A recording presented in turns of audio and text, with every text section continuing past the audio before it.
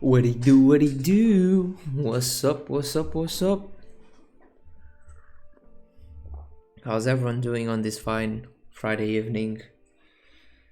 Afternoon for the US people. Morning for Japan time zone. Same with Australia.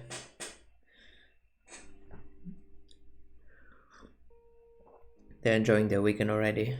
Their lovely Saturday. We out here when they're behind. Doing amazing. Let's go, baby.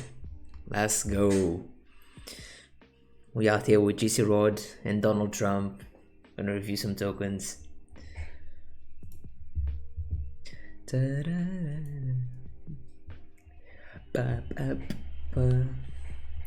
gonna make a tweet real quick. If you guys have any gaming tokens you'd like me to look at their tokenomics, you can just tell me their name and we can give them a look, and then we'll see. Just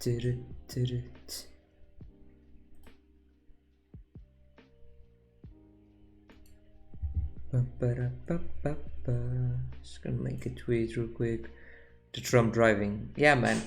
it felt appropriate. I don't know why. It looks good.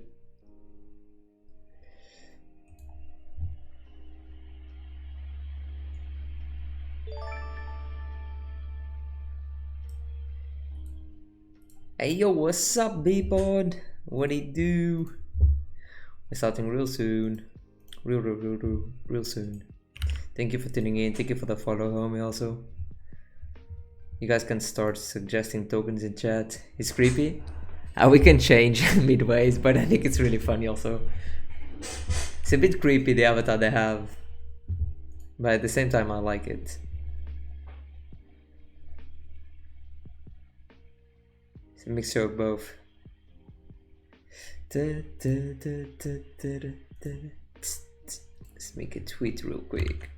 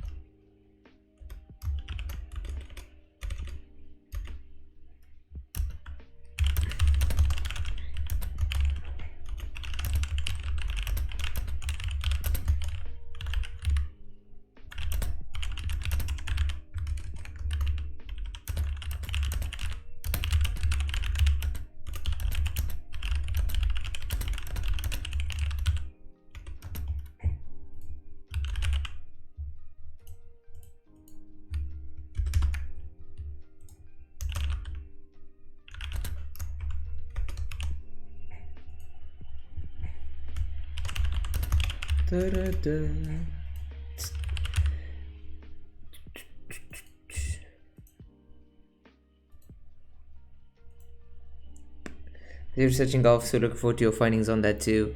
Yeah. I'll show it also. What up, Dub? Donald Trump is funny. I wanna have a Pepe and someone is helping me with that, designing a 3D Pepe, but in the meantime I'll just change between a few. Altura? Yeah, we can check out Altura also. Just finishing the tweet real quick.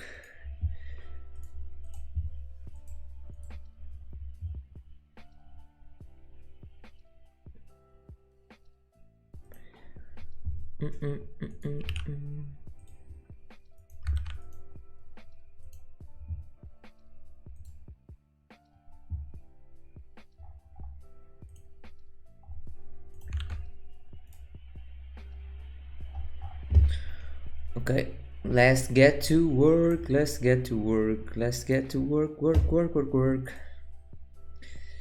Dwight Bitfarm, thanks for not tagging me in Discord, dumbass. I knew you're gonna get your way here. It's fine. You always find a way. It's okay. We haven't even started. We're just warming up, you know. You need a yacht, soy boy. What's the next 100x? Just short everything in the market right now at the same time. 100x leverage. Trust me. Full financial advice. I swear. So when are we gonna raffle the S2? Oh buddy, I think you're in the wrong stream, wrong time zone. You need a time machine for that, my guy. Let's start opening up some stuff here. Let's open up Altura. You want the Holly? Yeah, the Holly was really nice too. It was fine for me because I had 2 tickets, so I didn't expect to win shit. Games for Living Token.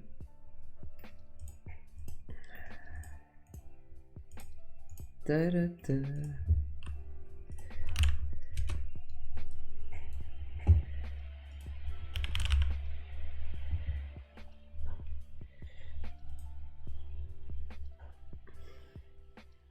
You won last week, so you can complain. Yeah, I was lucky enough to get a 1 USDC on the stream that we had to guess scores of Invasion. The first one with JPEG, and I guessed the last score.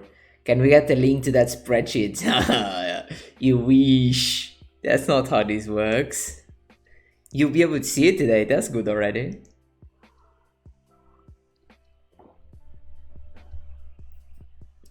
But I say we're gonna start with GFAL, which is a whole ecosystem, and right now they have elemental radars out. Please give, sir. I'll think about it. But yeah, so basically, I don't know if you guys checked elemental radars yet. The game's pretty fun. Let me see if I have a clip here.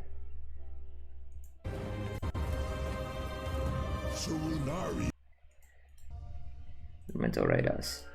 Well, either way, they're a nice game. They have a whole ecosystem. They have a good team background. And their IGO was live. I hate that mods are sexy. At least Bpod is. Oh wait, that's you. Is GFAL that token? Yeah, sorry boy. So GFAL is their token for the whole ecosystem, and Elemental Radars it's one of the games they have right now, but they're working on more. So GFAL is the ecosystem and Elemental Radars is the token. And they actually have a whole tokenomics. It's pretty good, pretty well explained. The price, if I'm not mistaken, people, the price of the pre-sale token is 0.0004. I'm pretty sure that's the value. The sale started yesterday. There's 3 places where the sale is at. You guys can check out the Discord for more info. And then I was doing some research for my own. So I kind of was playing around with this, and it's interesting for real. I don't mind the distribution. I think it looks fine. Then into the distribution is pretty decent. I really enjoy that the cliff is beyond the cliff being 12 months for team and advisors, so a full year before the team or the advisors can touch the token. The vesting period is 108 months for the team category. This is the biggest one I've seen ever, literally. So I really enjoy that, because that's really important to see that the team believes in it so much. They understand tokens is not how they will get actually paid, it's just something that makes sense for them to have. So I enjoy that. Then I think there's a bit too much printing here in the beginning, but I mean, this is a full year it goes by, so it's actually 10 billion tokens, but I mean, it ends in 2030 something. It's crazy. So it's a bit confusing for those that, if someone doesn't understand a single thing, you just ask me. If you don't know what it is, if anyone here doesn't know what it is, cliff period, what cliff means, vesting period, TG, any of that, you guys can just ask and I'll answer you. So feel free to do that. But basically for the team, we can see that they start unlocking the tokens on the 13th of March April of 2024. It's only a year basically. Then they end in 2033. It's crazy. So there'll be 9 years to unlock the token for the team, all the tokens for the team. And then in terms of the monthly release of tokens, considering the full supply, it's pretty decent. So as you can see, the first unlock on the TGE, which is the token generation event, is 3.72, but then it actually is not that bad. This is each month, by the way. The unlocks are monthly, so this is the percentage per month that we're seeing here. Per month, then it's pretty stable on 1.42 for a while, 1.12. So what this means is, and what I mean by saying this is pretty decent tokenomics, is that if we check out here this graph, so this is the circulating supply per category, and here we have the categories. I can open this as an image because it's probably easier for everyone to check it out. Let's open it real quick.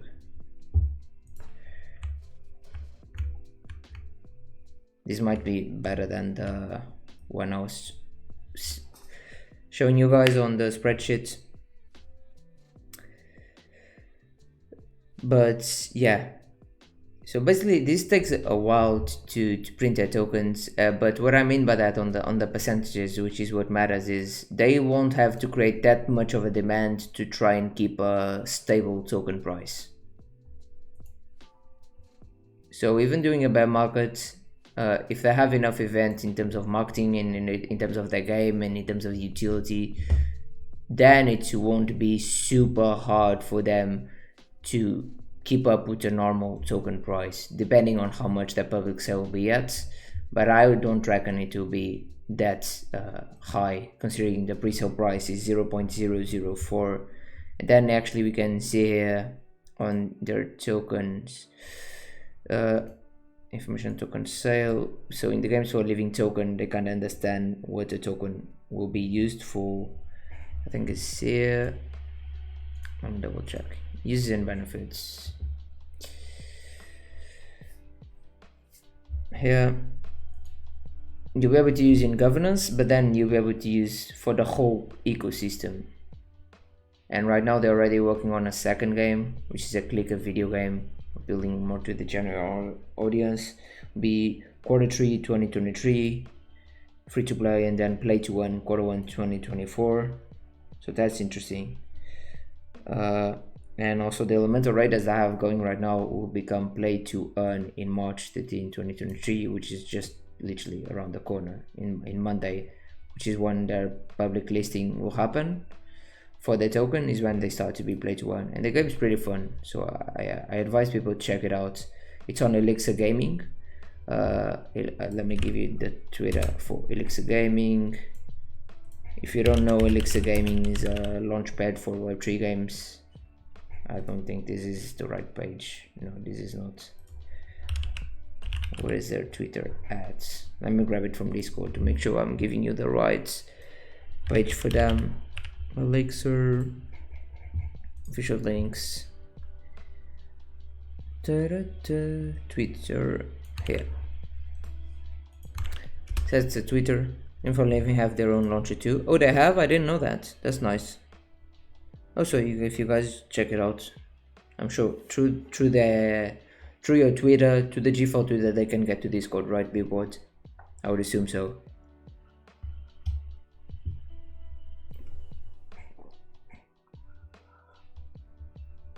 And then on their Discord, I'm sure they have on their website their launcher, so I guess you can get the game directly from there. Okay, nice. Well, either way, you can get it to their launcher, to Elixir's launcher. Either way, I would, if you like Web3 gaming, I would download the Elixir launcher. Has quite a few games that release in Web3, and it's a way safer. It's like safe to download there because they do their own research before, and you don't need to be downloading a random website, basically, which is all never good. And then if Windows doesn't recognize the launcher, then it tells you it's a known publisher, and you already feel rugged while downloading. Tell me if anyone can find it. Yeah, feel free. Bpod is a moderator for the G4 team, so if you need help, just add him. So we can take a look at Altura now. Let's look.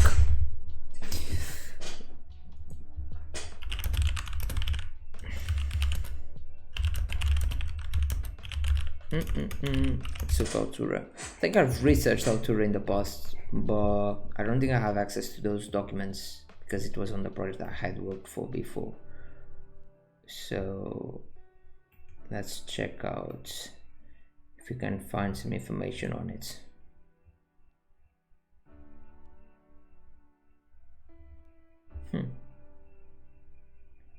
Interesting price action for the past year. Yo Squid, thank you for the follow. Thank you, and welcome to the stream. Let's check out Altura documents. Do they have documents anywhere? Docs? No, not developer docs.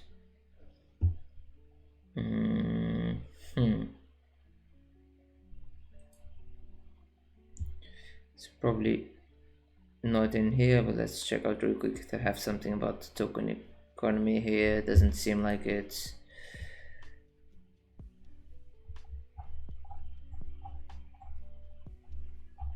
The research for tokens is not interesting to see or fun. It just takes time because most of the times you cannot find it straight away. It's hidden somewhere in the medium. Not hidden, but some projects feels like they hide it, mainly the actual Ponzi's, where they're not even sure if they have good tokenomics, or they just hire a random guy that doesn't know about tokenomics to do it for them.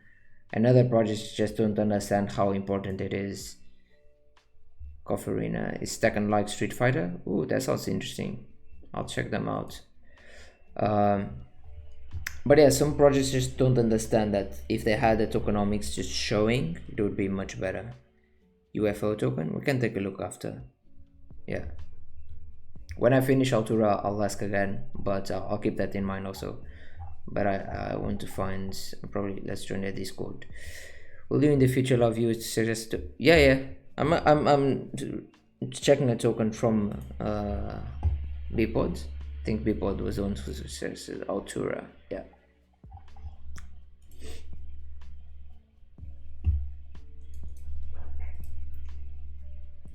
So I'm just checking the Discord real quick. I can show you guys the Discord also, so you guys see me doing stuff. Made a bit from Altura. Nice. When in like from in I guess in the last bull market 2021.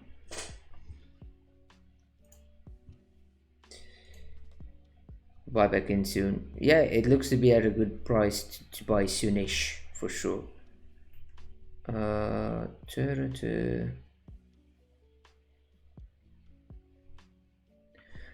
don't know what I have the tokenomics because I'm not.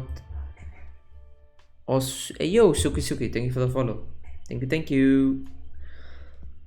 Let's see, I'll give it like, I'll search it for a couple minutes, see if I find it, and if not, we'll go into the next token. And then what I'll start doing, I think I'm gonna start doing these every week or every 2 weeks, a stream just for tokenomics, and then I'll ask around a few communities, and also some. What's good, bro? What's good? How you doing? I'll ask in a few communities and in a few Discords and on my Twitter some tokens that people want to see, and we can take a look at that.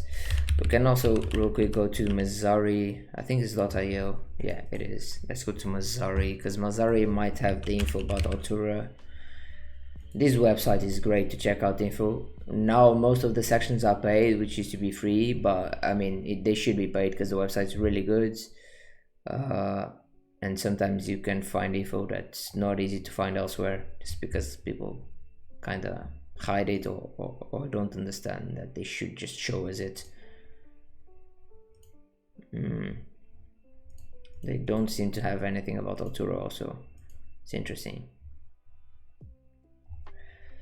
Well, time to go to our friend Google directly, which most of the time doesn't work, but sometimes it does, so let's try it out. Altura Tokenomics.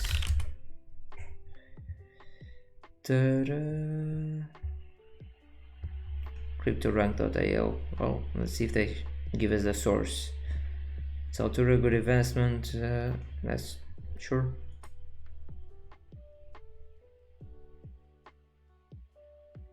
Total raised looking at the right token. Yeah, we are. Team 10%, marketing 10, operation development 15, IDO 35. That's a lot on IDO.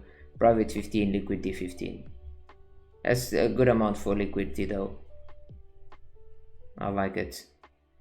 Really, no sources, no relevant links, nothing. Their IDO price was 0.00057. That's crazy. 50% of the token will be released on the day of releasing, the remaining 50% to be after 30 days. Oh, that was bad. These guys got out instantly. Probably. 50% on the day of listing, 50% after 30 days. 1 month of lockup only. That's crazy. That's fun. Fun per se. How to recruit those economics work.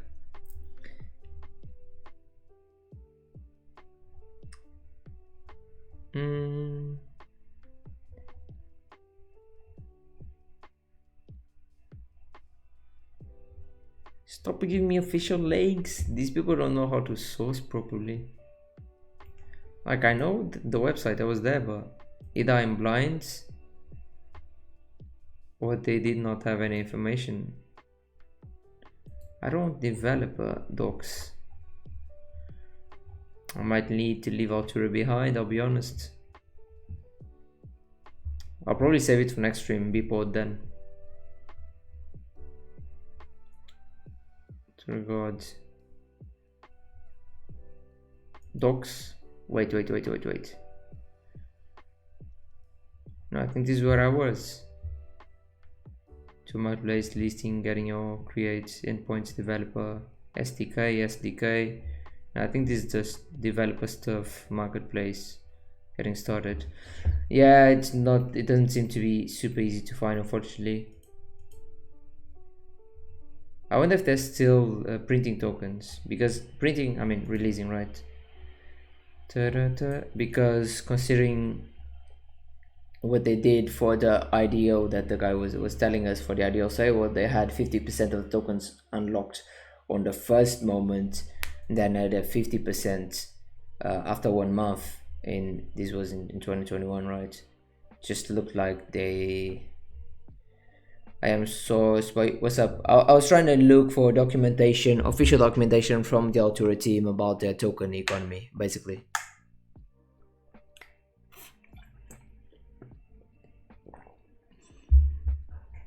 Yeah, in the latest bull market squid, yeah, it makes sense. It was a good token for sure, and it will be.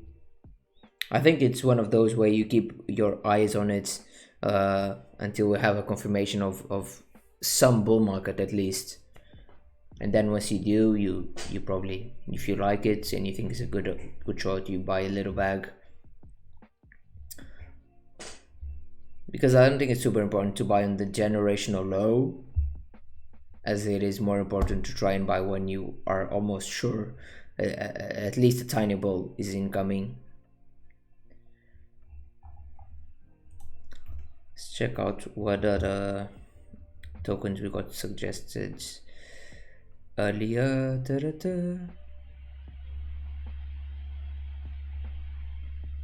Can I get the link to the spreadsheet?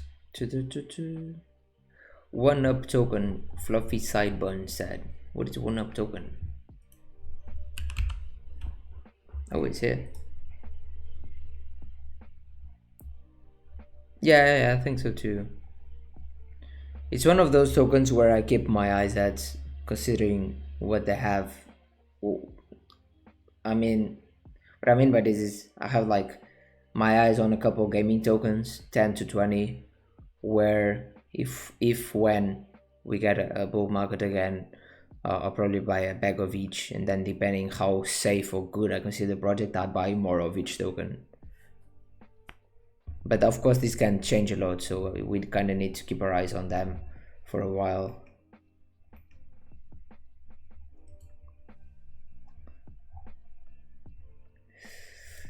I have no idea what this is. 1UP Arena, meme arena. This is, oh no, what the fuck? It's Vitalik. Is this Elon Musk? No, this is Bezos. Nah, this is hilarious. Nah, this is funny as fuck. Nah, I wanna see more. What is this? This looks fun. One Up Arena. I like the website also. One Up. Oneup.fun. One/up.fun.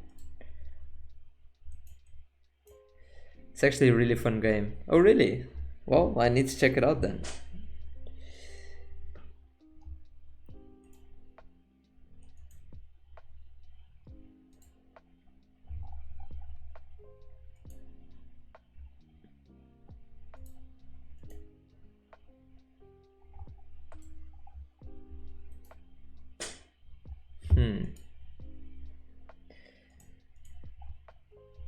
There's no shot they're gonna have tokens for this, yeah. Let's check out the medium. One update, time for one update, community giveaway, announce partnership, next. NFT sale preview, retro road, beta, development, pre-sale whitelist. Is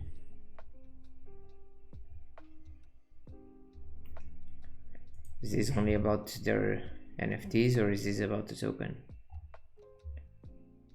Whitelists. To be allowed to invest a minimum and maximum. This is up to our window to the tokens. To secure the tokens. Oh, okay, so this is about token. Or at least minimum. Maximum ETH investment will be set to 0.1 and 1.5 ETH. Should an investor fail to secure their own tokens before this two window hour passes, the token allotment is automatically added back. I know that they haven't been super active lately, please. Small crowd, but a good time. Yeah. Just trying to see if they have when a beta goes live, updates. They don't seem to have any info here related to the token directly. Let's check out that Discord also real quick.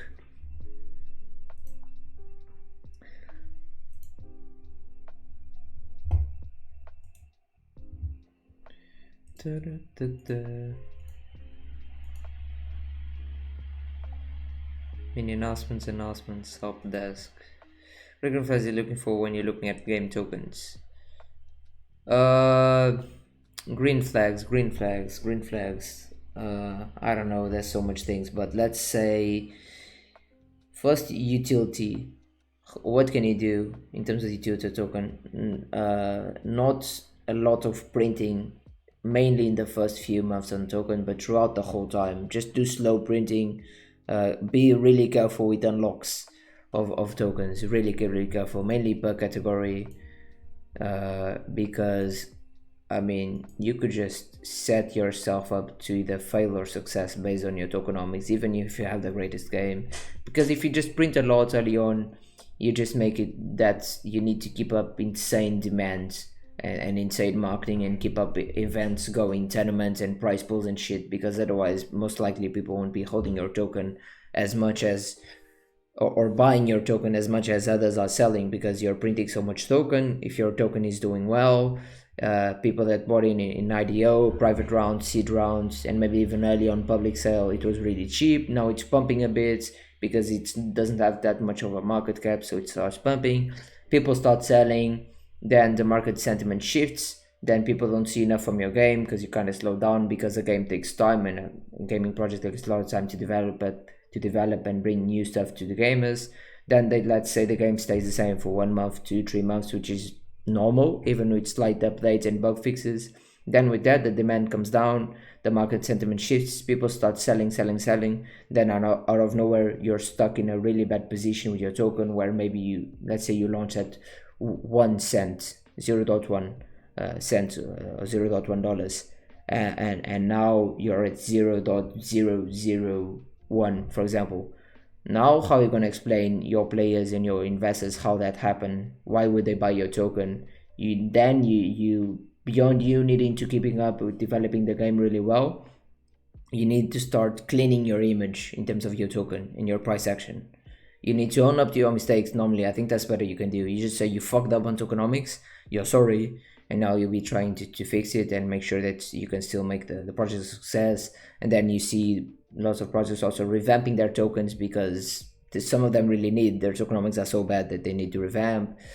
Even for example, Gala Games, if you guys want, you can look at what Gala Games are doing for in terms of a change for their token, because Gala Games is proposing a token change. They're going on voting, governance voting. I'm not sure if it's done already or not, because their token was it didn't have bad tokenomics, but they weren't the best also. And they did not have enough burning of the token to make it seem good enough for a project as good as Gala Games. I hope that kind of answered your question, Sauce Boy.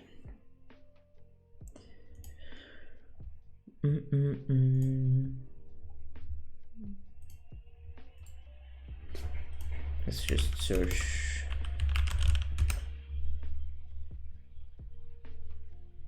Gaming Tokenomics posted in mini announcements 18/09/2022.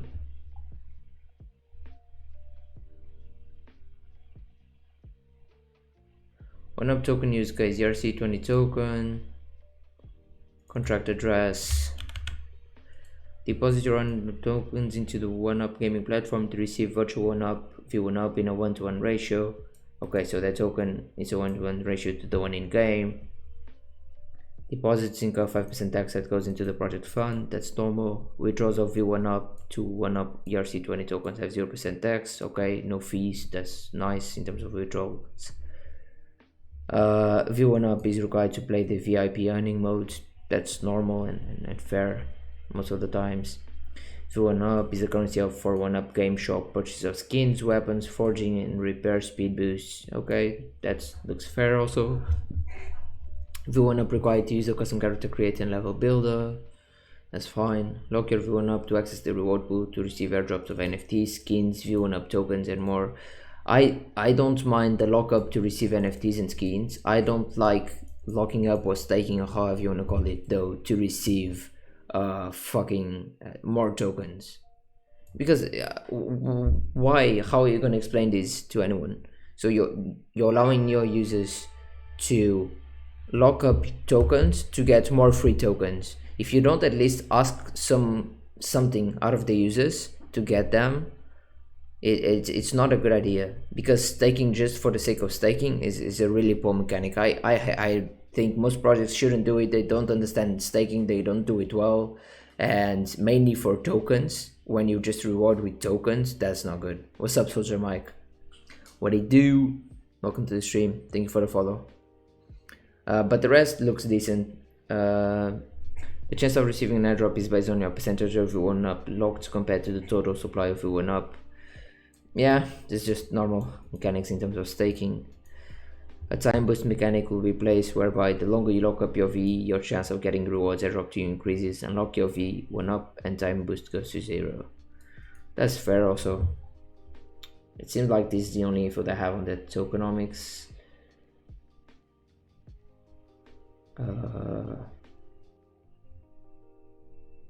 Yeah, let me just check the contract address because of curiosity. We can check through here. Let's go CoinGecko, either scan. At 141 holders, 63 million total supply. So it's fully circulating supply of. So we don't know the total supply apparently. I was trying to find if we could know the total supply because I wanted to understand if we're still getting more supply or not or whatever, but I don't think I'm able to see that info right now.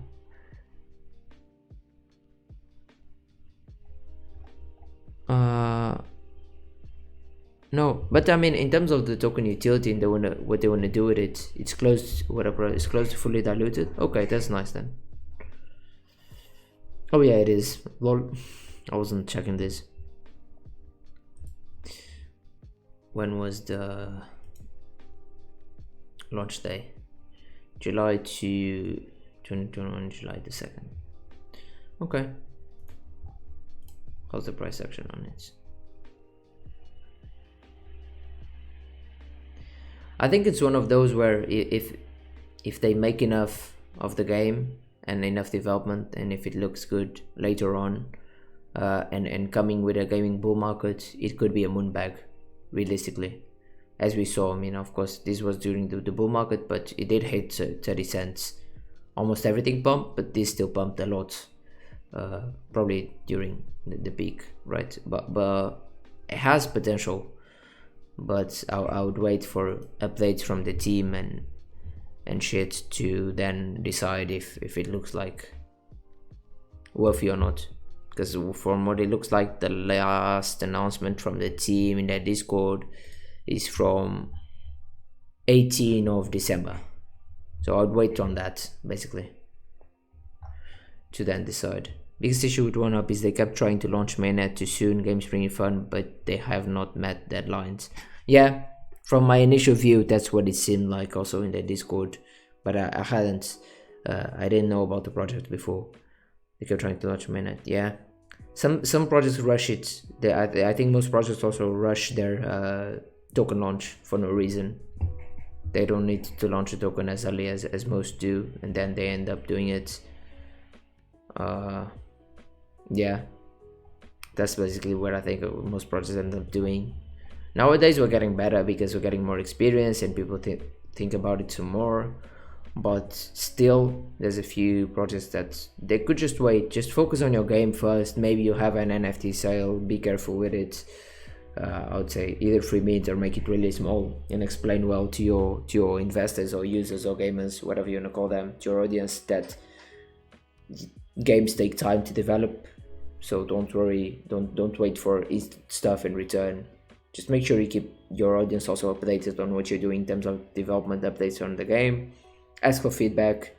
Use the users to be free game testers, because nowadays you don't really need to hire game testers, maybe a few, just to make sure they test out every little single detail. But for the general use case, you can just use your audience.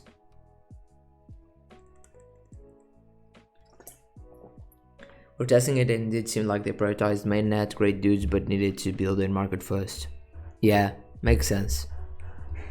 That happened with a lot of projects, and I think a lot of gaming projects also that kind of died.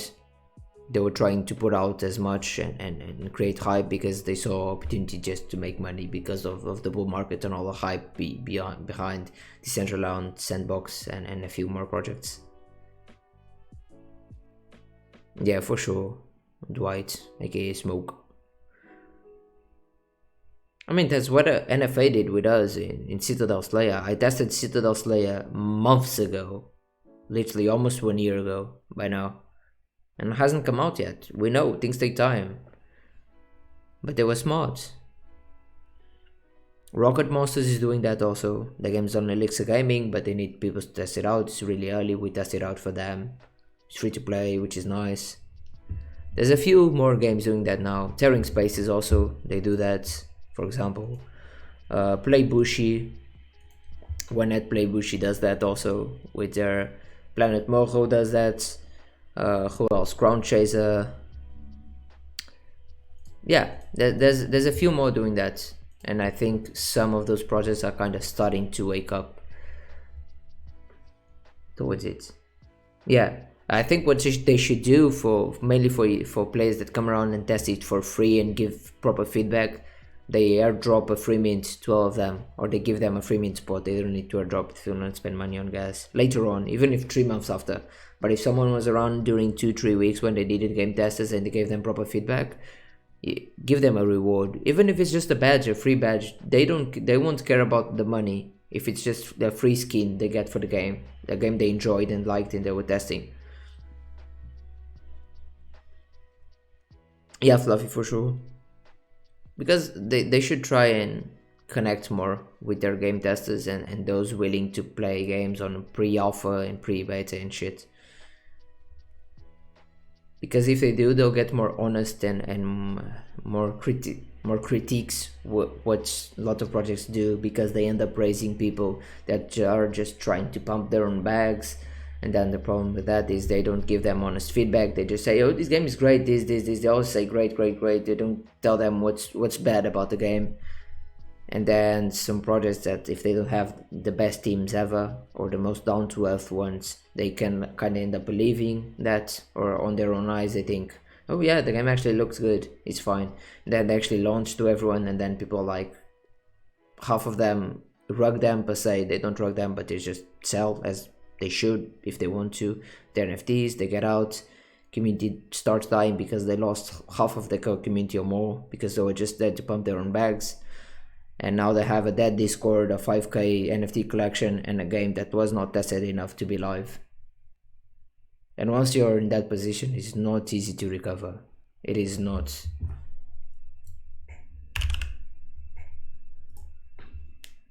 Start looking at UFO. UFO.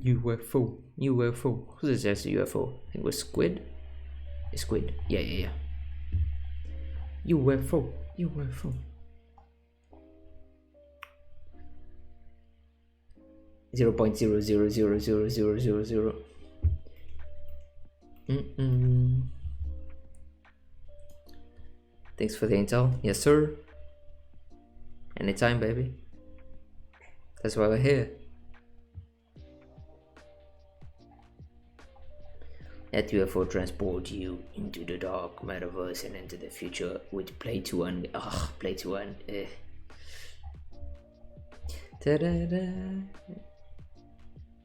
Stake UFO tokens if electron plasma point want to not be traded with plasma points. You can mint rare NFTs called Origin UFO apps with limits and anomalies above. Okay, this is respectable. So you stake to get plasma points to mint NFTs. This is fine staking for me. We're talking about staking earlier. I respect this staking.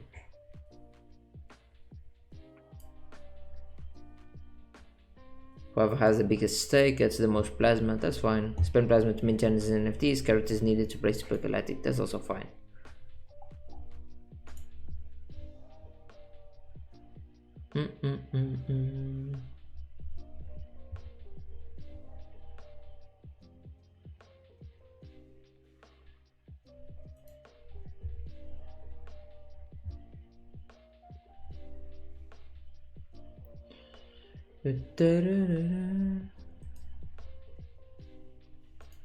Tokenomics. Oh no.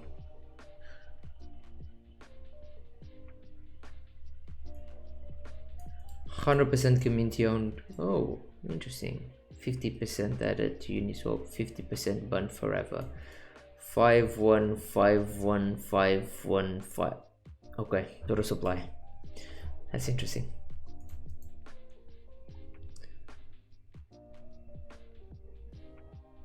So it's halved already. So there's no more printing. Oh, this is an interesting one then.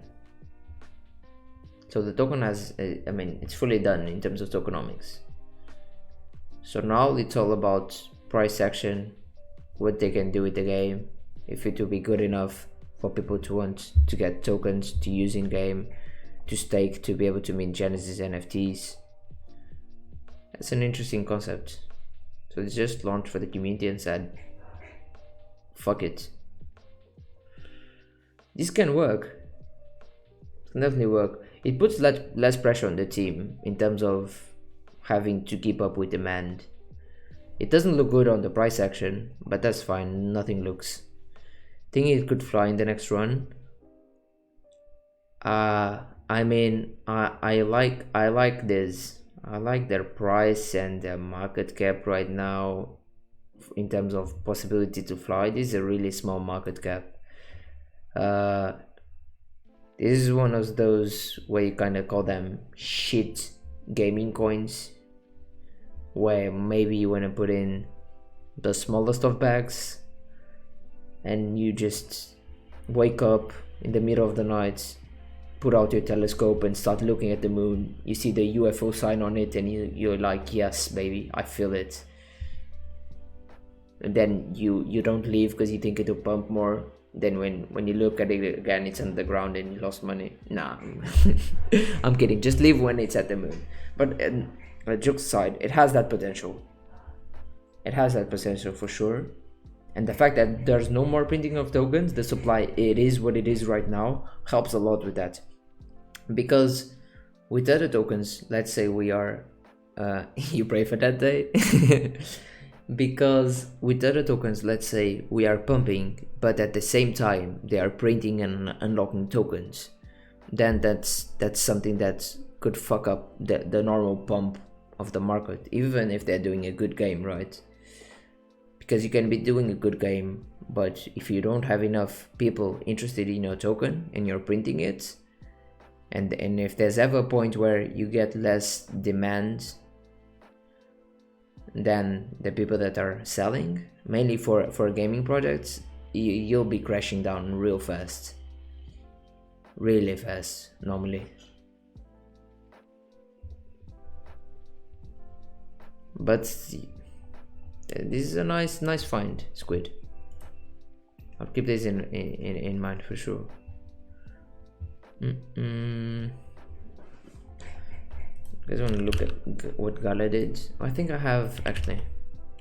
Let me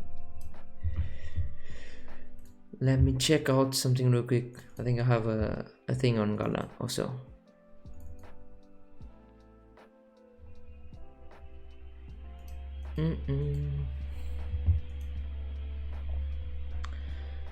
I want to see UFOs and early backer coin. I think so, Soldier Mike. I think so. Give us a shitcoin that will allow me to buy an S2 Tau. Well, UFO has that potential. UFO has that potential.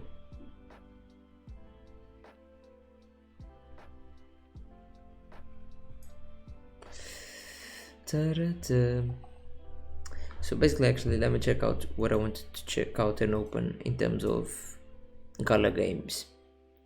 But basically, let me open the Google slide doc that they launched.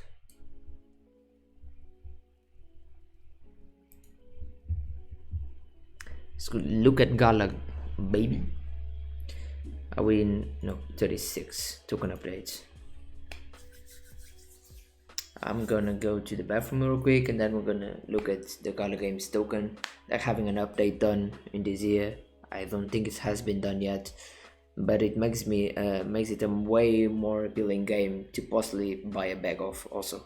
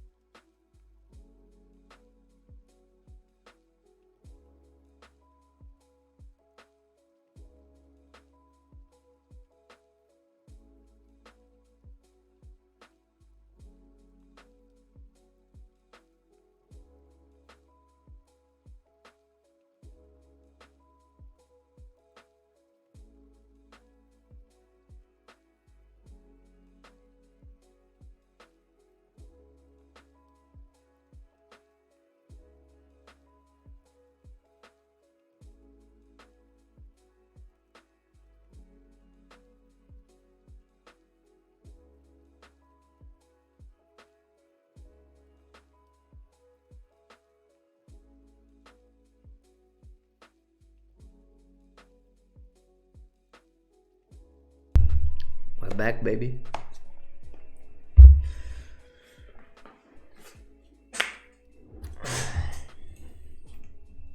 Let's open Gala real quick.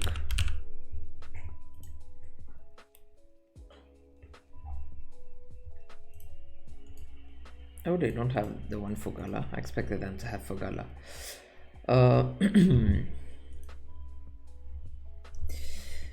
So basically, what this all actually says about Gala.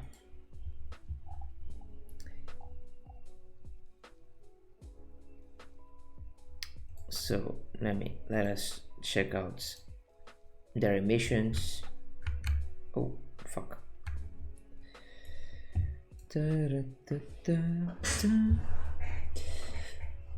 So this is, let's start from the, oh yo Draw, what it do, baby? What's up? How are you, man?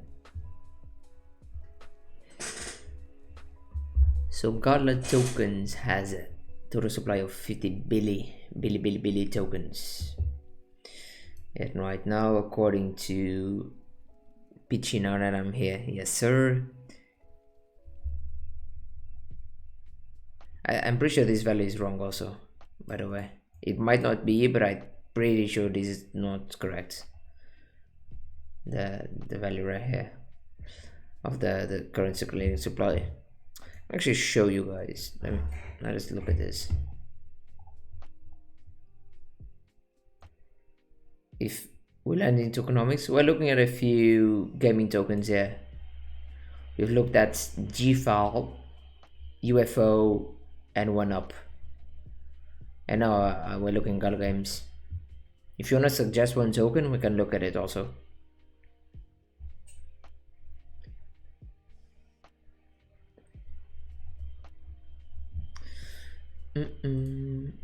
But let's see what changes the Gala is trying to do, and I'll explain them real quick. What was the first one? Got here late. The first one was, I think I have it open still somewhere. I don't. I'll give you it real quick. I can show you it. Ta-da-da. Yeah, it's GFL. The token is launching in 3 days.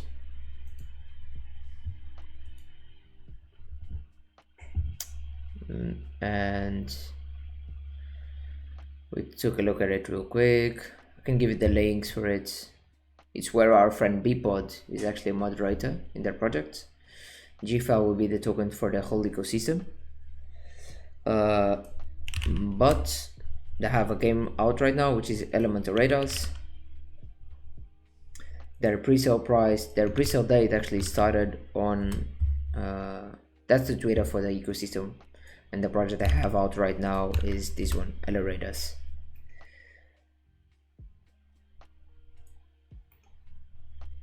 Okay, he did tell me about that one. Yeah, so that's it. And this is their circulating supply graph.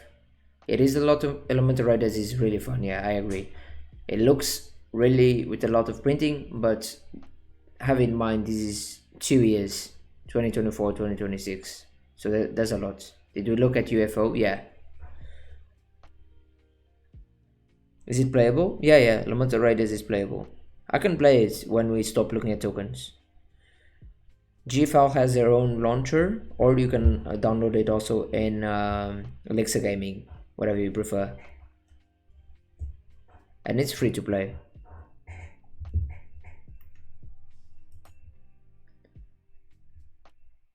So basic Soldier Mike in terms of GFL, a real quick TLDR is, and draw, since you also weren't here. Their pre-sale is happening right now. It started on the 9th. It will end on the 12th, 9, 10, 11. I think 12 or 11. Where the price is 0.0004. It will be the token for the whole ecosystem. It looks really interesting. Can you get in still? I think you can. Let me double check. But I think right now the platforms available to buy make you'll have to stake it. Oh, not my ticket. No, I'm kidding, you could see that ticket. But so yeah, it will be listed on March 13, 12 ETC. The exchange will be PancakeSwap and Bit2Me. Then I think here, where the announcements, they have the announcements here somewhere about the token launch. Yeah, I'll give you this medium. Draw. I can open it real quick also. And I think, see when it ends.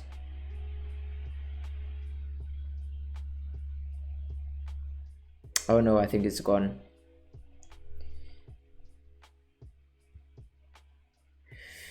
Yeah, you could. It was in CDFI, Engine Starter, Bit2Me.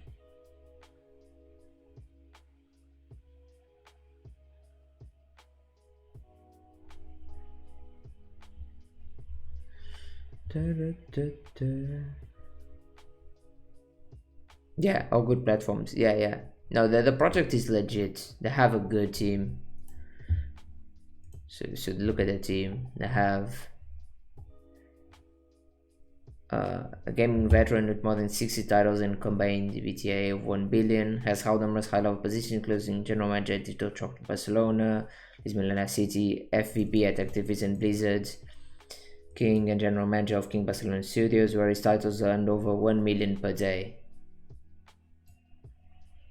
Most notably renowned for Candy Crush, one of the things he works at.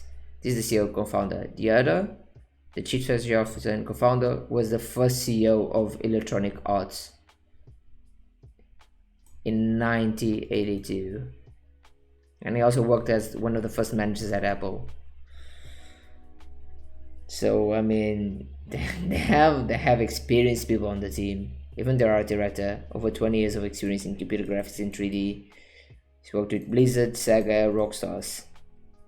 Worked on Commandos, LA Noire, Diablo 4. Yeah, I did. Yeah, I'll release the. I'll have the VOD up, and it's the first token we look at draw. So if you wanna check it later on, you can.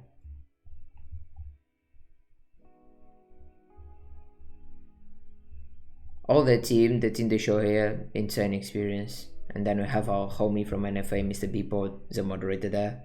So I'm sure if you have any questions on it, just ask Beepod.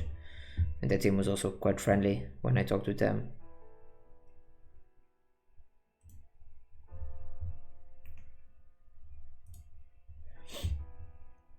So we're looking at Gala Games right now. Yeah, Team is Dream. Yep, for sure. It looks good.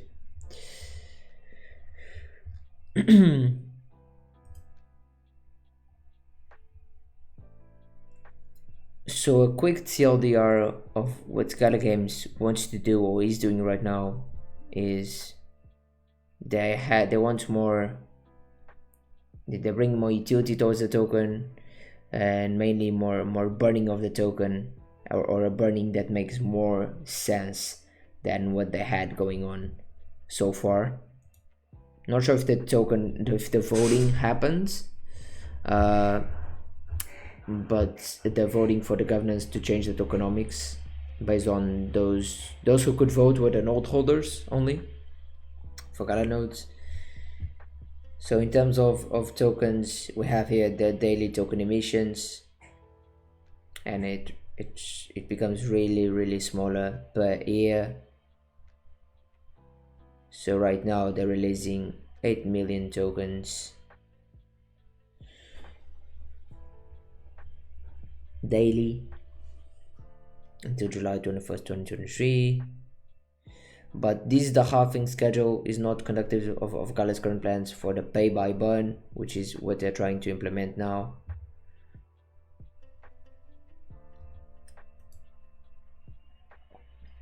And what they want to bring is supply based halving, basically, instead of time based halving.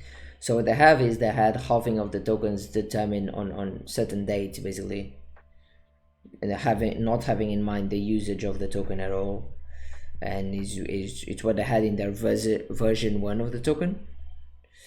And right now what they're trying to implement is halving determined by total supply. So when a certain milestone is reached over total supply, the halving will just take place automatically. And then they explain here also, if total supply decreases to below the point at which a halving occurs, then the emission rate can increase to keep up with demand. So if they halve too much per se, they'll put in the emission rate. So they print more tokens for a bit to make sure it makes sense. And why is this so good? Because it makes sure that the token doesn't pump too much, because they can print some more tokens and protect their price section of the token and make it more natural. Because this will probably make it so that Gala Games doesn't have as much as differences or irregularities. I butchered that word for sure, but that their token price action is not irregular and that it looks good and stable, at least while they are printing tokens. So yeah, that's why I was saying not sure if it's happened, because it will be the governance proposal vote. It's Q1 of 2023, so it could still happen this month. uh,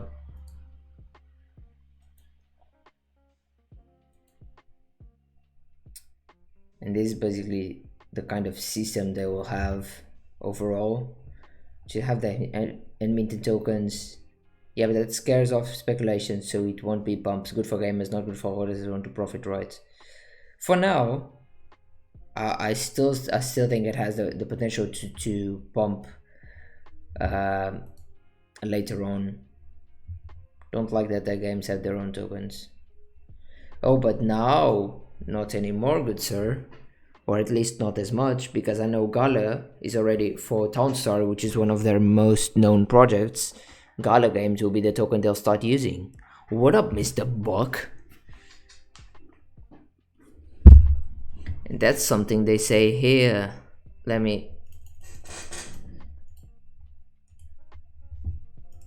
soldier mic real quick.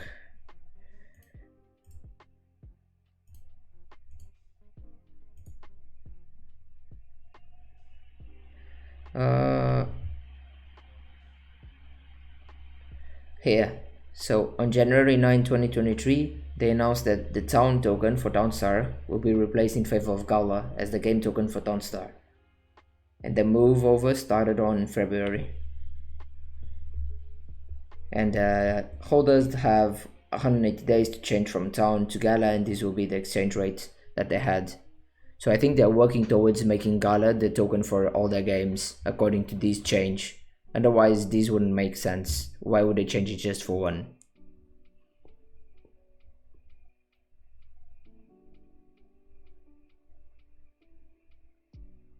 So here in Spider Tanks, they say they just don't have plans to replace it right now.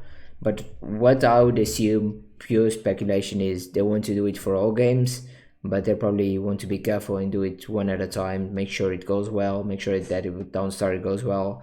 At least, let's say, out of the first 180 days, let 90 days go through. If that goes well, then they start thinking about doing it with Spider Tanks.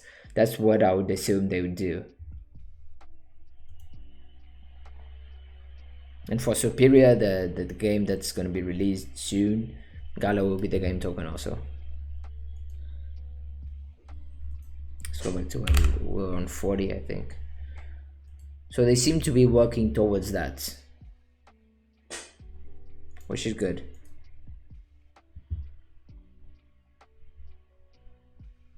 Yeah, exactly. If they do that for all games, then it becomes it's already a token I consider buying for a potential bull. But if they do that, then it becomes one where I would seriously consider buying.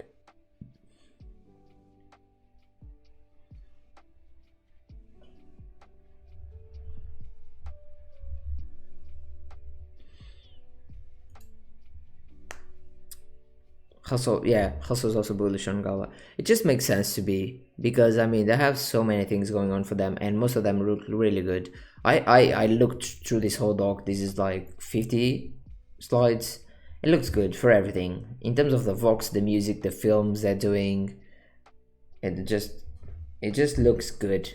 It's hard to try and fade them. In terms of the token, in terms of the gaming side of things, like Soldier Mike was saying, it would be nice if they did some more.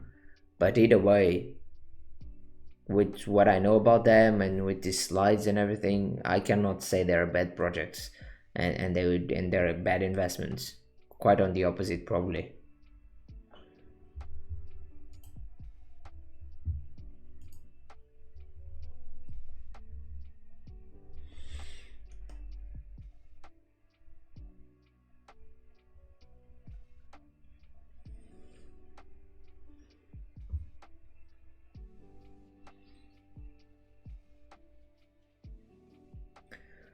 So I mean, definitely interesting. Definitely an interesting token to keep your eyes on, uh, for sure. Why the fuck did they pump here? I guess it just overcorrected too much.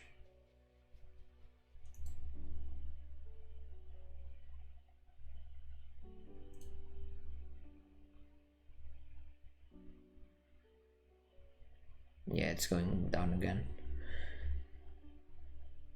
Yeah, many games at once, and the whole ecosystem also.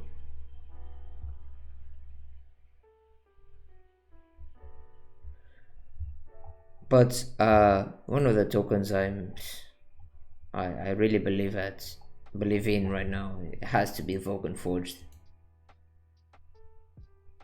I haven't looked at economics in the longest time, but just with what all they seem to be doing and Metascapes,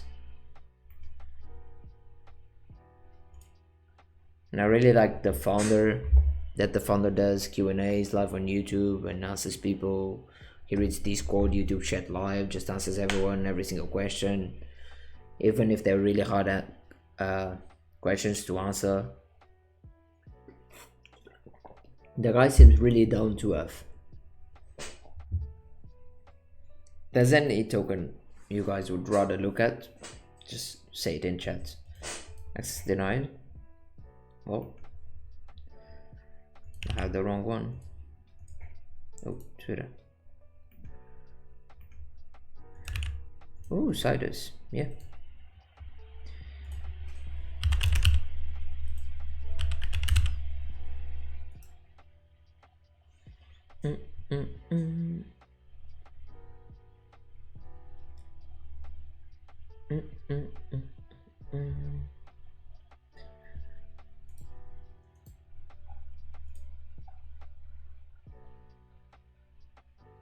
What did you now with the still building?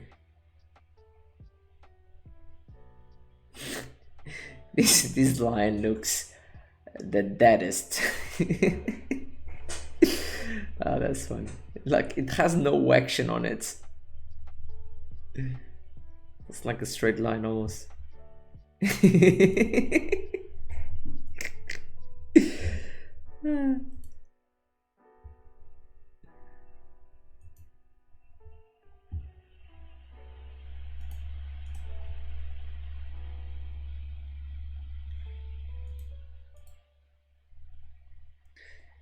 That shit more downbend than me who didn't get an S2. Can only awaken? Yeah, it shouldn't be able to go down much more. 5% seed round, 11 private, 8.5 pre-public, public 2, liquidity 5. 50% ecosystem incentives, okay. Team 6.5 partners. What is pre-public for them? Game but for out of game says it is involving the global Sidus metaverse economic model and a special game launchpad called Sidus Gates. Sidus Vet. Oh. Uh-oh.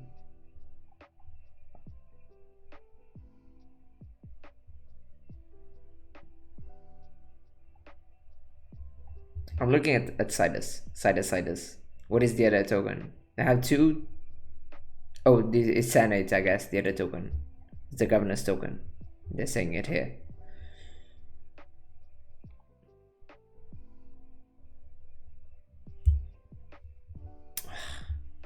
I hate two tokens.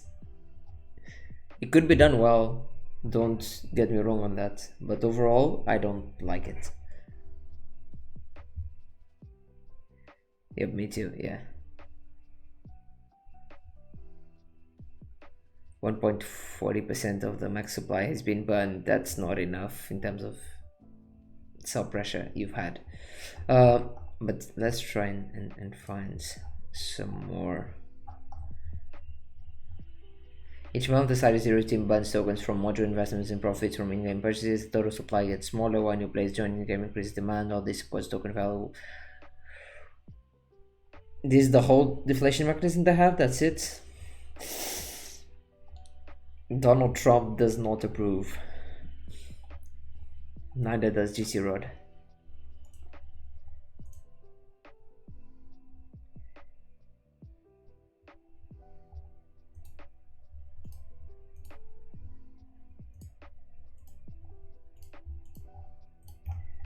Yeah, that's what I thought.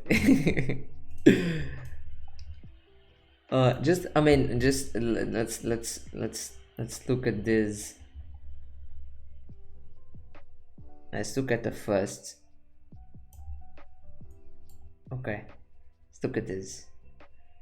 I guess they start on December 2021. Let's check real quick their contracts. When was they fucked up with this a bit, I think. Yeah, for sure.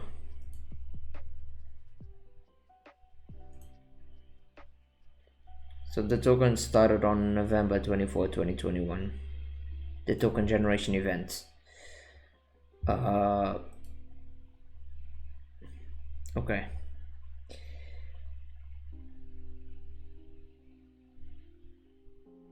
So until January 2024, the ecosystem incentives will be at 100%.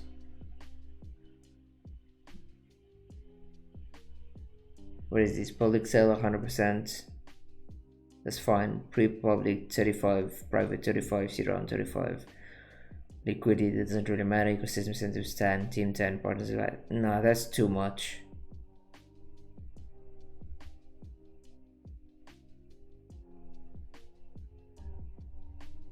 So by April 2023, they're still printing tokens now. Sidus. From Sidus Heroes. So exploit. Sidus. Yeah, Drought. They just put themselves in a bad position. Because what I would guess is they could have avoided this much of a dump. I think, let's say, let's be realistic, they could be around 0.01, I would say, around these prices. Pure speculation, and maybe have some more price action on the token, because even if someone buys right now, they keep on printing token and unlocking tokens. As of now, they're doing it like we saw in their graph. So even if for some reason some people started believing the token and they could try and create a decent comeback for it before bull markets, it doesn't happen because they keep selling tokens and there's no demand. We're already in a bear market, unless the project had some fucking crazy ass event or updates out of nowhere, which is really hard to do unless you go AFK for like 6 months as a gaming project and you come out of your shell and you have shit ton of updates and amazing stuff to show for. It's not good. It's not good because it's just more sell pressure every single month. They release tokens, and the price is already like this. Obviously, ideally, we don't expect a dump or a higher dump, but. And the Senate looks to be the same. Is the Senate also out? So I guess it's this one. I would say the price action should be almost the same. Yeah, literally it looks like the same graph. It has a much higher value, but in terms of the graph, it looks to be the same. And I literally, okay, 3, 9, 5, 11, 8.5, 2, 5, 3.5, 21 team. Okay, it makes sense for the team to have much more. It is, yeah. It makes sense for the team to have more tokens for that one than they have here. The team here has 6.5, and you have more on the ecosystem incentives, and here you have less on ecosystem incentives and more on the team, which makes sense as it is the governance token. But literally, I think the vesting schedule is the same also. Let's put this one as a max.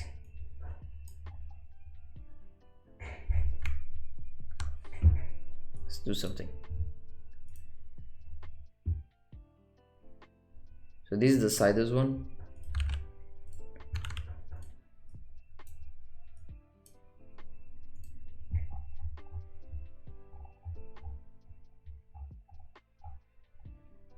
This is the Sidus. This is the Senate. They use the same. Did they not? Yeah. January 2026. Yeah. No, I think it's the same for real. January 2026. January 2026. Let's look at another random date. November. No, I think it's the same. Or almost, yeah. If not. And GMI, yeah, they just put pressure on themselves and the whole team and everyone, because even if they don't want to look at the price token and think that's their image, it is. It always, the project will always be attached to their tokens. And the burning mechanism just doesn't seem like enough, because all this deflation mechanism does is, oh wait, I lost it for a second. Good night all, thanks just Rod, love the stream, I'll be back. Hey yo, thank you Squid, have a good night, take care.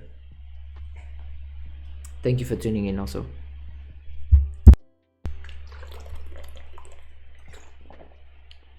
Because this deflation mechanism is just not enough. It isn't, because they say the team burns tokens from module investments and profits from in-game purchases. Who the hell is doing in-game purchases right now? While new players joining the game increases demand, all this supports token value. Once this deflation, the problem with this deflation mechanism or burning mechanism is that if they don't have a really good user base that are buying stuff in game, they're not burning any tokens and they're printing way more than they are burning. And in a bear market, if they had a good burning mechanism, decent tokenomics, it could have been decent for them. AA of Kochi. I guess it's this one. Can you just confirm real quick? It should be GHST. Yeah. Ooh.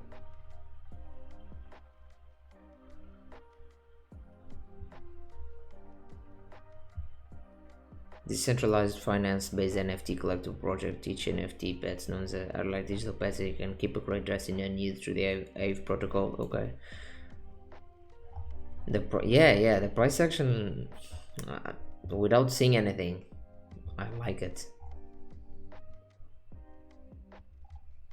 Says it Tamagotchi NFT.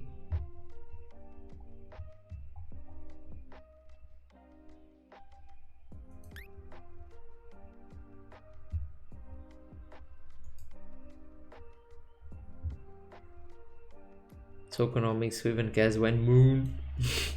We do, so should you.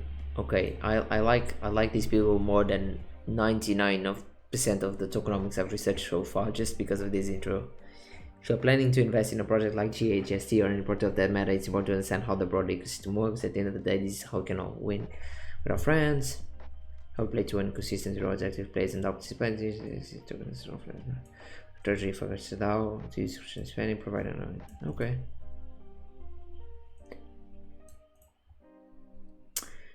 As you should see, in 3 stages, there were private, pre-sale and public bonding sale. Okay. Size 5 million, 0.05 DAI. Private sale was in August 2020. Anyone who performed KYC and made a 20k minimum DAI could join. Okay, interesting. So anyone that, I guess, was if you were in the United States, you needed to be an accredited investor to join this, probably.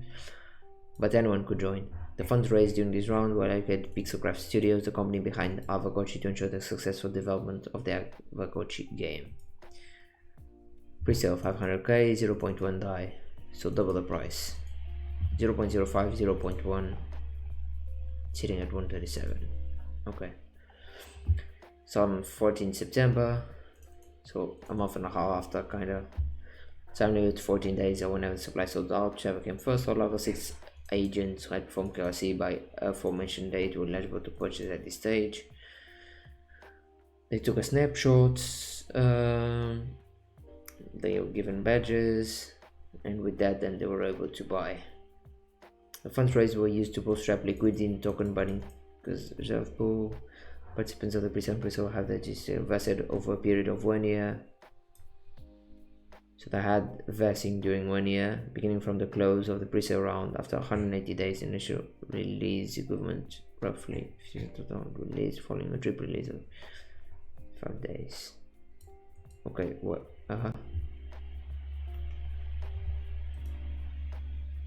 Oh, okay, they have another white paper. I have comments here. That's interesting.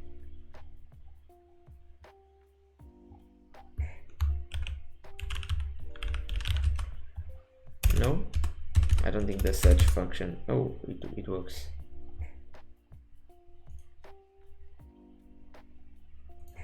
So let's search private. Oh. Hey, yo.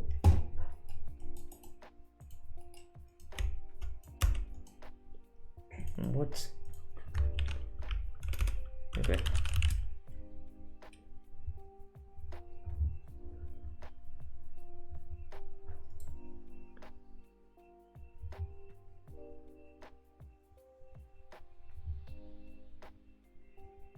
Token bonding curve is open to participants from permitted jurisdictions to public. I see there's a minimum contributor participant. Tokens purchased from TBC are not subject to any lockup or vesting periods and can be claimed immediately after purchasing from the curve. Okay. So this was that kind of public sale, the token bonding curve. And there was no vesting, you could claim immediately.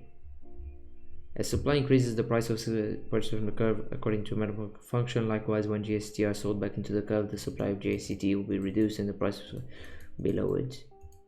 There is no max supply of GST distributed via the bonding curve, so people could just buy tokens if they wanted. As supply increases, the price increases according to a mathematical function. This is a really good way to release your token. Them just mentioning a mathematical function, it means that probably they knew what they were doing. So when they would sell, while the sale was going on, when they would sell back into the curve, then the supply would be reduced and the price would be lowered. That's a really interesting way to do it.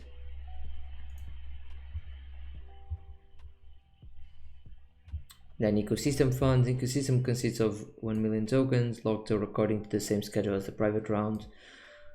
Unlocked ecosystem funds can be deployed via proposals made to the and above legitimate cases and funding development by non-catching members, promotion and marketing. Okay, so it's just the normal ecosystem funds that then the holders can vote on it to decide what to do with it. Then the team fund consists of 1 million GST locked according to the same schedule as the private rounds. However, once funds have been fully unlocked, they will distribute according to a 3-year vesting schedule, and the remaining funds will be locked into a new vesting contract for another 2 years and drip released. Team funds are currently used since the right code team members contribute for after projects to compensate external advisors. Interesting.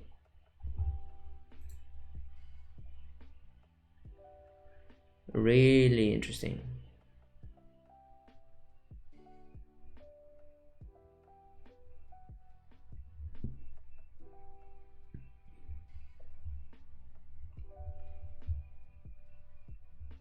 Core part of the experience spending time with your coaches and equipping them with rare roles in rarity farming to incentivize continuous and active engagement with the game's ecosystem. Part of the revenue earned from portal sales and rares will go towards rewarding the top rarity farmers. To that end, 40% of all earned tokens will be distributed back to players via rewards. Initially, there will be 3 categories of player rewards. Fair enough. DAO. Community governance is also a core tenet of the experience, including managing a treasury to be used before an incentive that seems worth it. As DAO continues to mature, this percentage may eventually increase. The end goal, of course, is for the DAO to go into entirely fully capital managing and even brokering. Well, that still might be. That's interesting. So the DAO, it works kind of like what's the project called? The NFTs project that mint one everyday for auction. Nouns. Then announce DAO, this DAO works kind of like them. Burn it. As a prelude, to be good to get yourself acquainted to GST bonding curve and how it works, then the fun begins. Of all GST earned via portal and themselves will burn forever. Yes, you read that right. GST is a token with a dynamic supply. Each supply increases with demand, meaning that the burn rate does not entail the rapid deflation of the token. That's the problem for tokens with a fixed supply. That's really, this is just looks good, really good. Burn GST is a deflationary counterbalance to the downward pressure on the price, exponentially caused by giving out GST gaming rewards in the form of GST.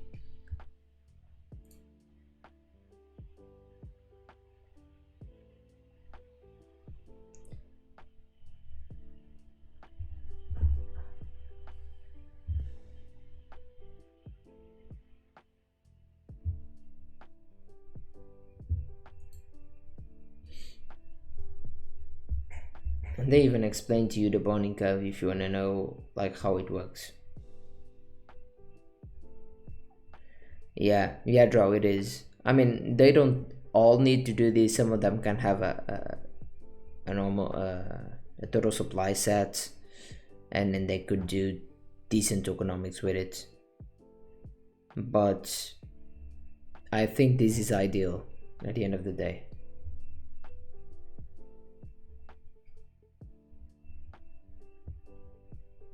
And all of this explains why this happens. Look at this, is just healthy price action. Like, look at this. No chart looks like this right now. This is since 2020 also.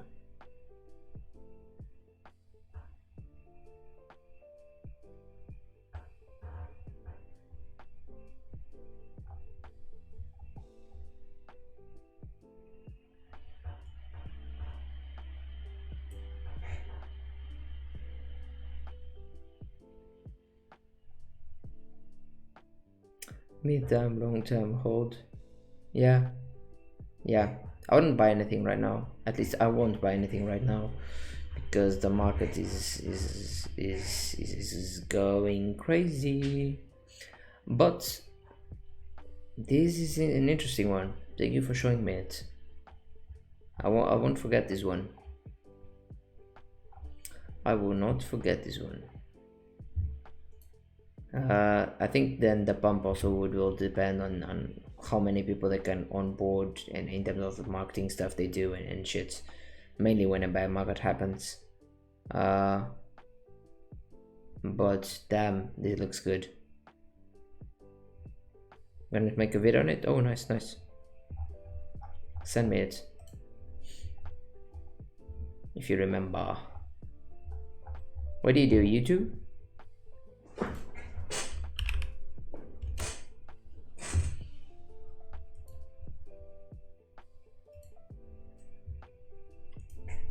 What's your name?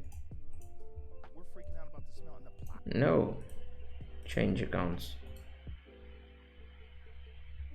Yeah, that's what I'm saying. Me neither. Oh, you're not there yet. You're gonna start? That sounds good. I think I might upload this session to YouTube also. I'm gonna start uploading more gaming content and these two. Starting my channel this week. Nice. Tomorrow camera comes. Ooh. Good.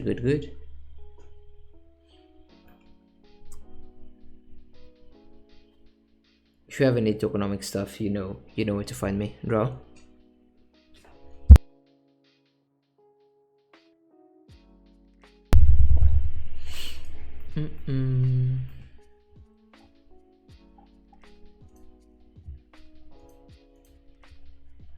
Yeah, I'm gonna start doing these streams either weekly or every other week of tokenomics.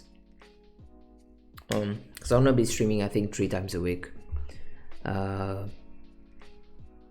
Yeah, that's why I wanted to start it. I think it's a really nice stream. I really enjoy researching these projects. People bring me stuff, tokens that I find, that I learn about. This is a gold. This looks like a gold mine, or at least has the chance to. So thank you, Draw, for bringing this one. Where'd you find this? Did you randomly find this on Twitter one day?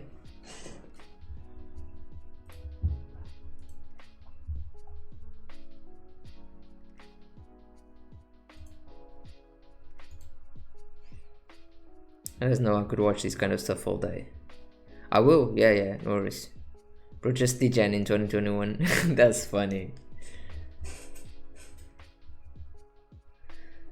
Let's go. Let's look at Vulcan Forge.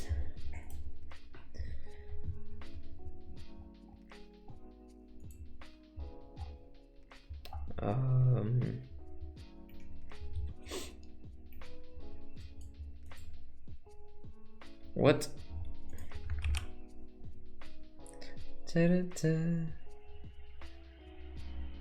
Yeah, that happens. Sometimes you find a project you think is good, looks good, and then you don't buy.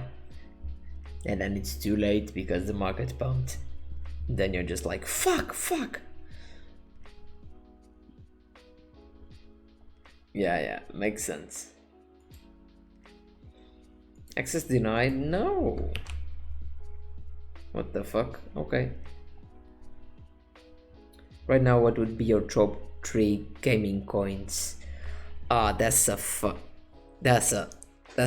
up question. Not a fucked up, a hard one. It's not fucked up. Do you mean the safest? So Suki, let me try and help myself with that question. Would you mean that in terms of opportunity to pump according to how safe it is, or in terms of possible gains only?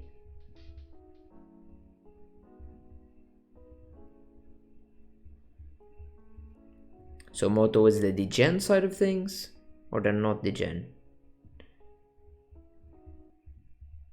I need to know, draw. Suki will confirm it. Ta-da-da.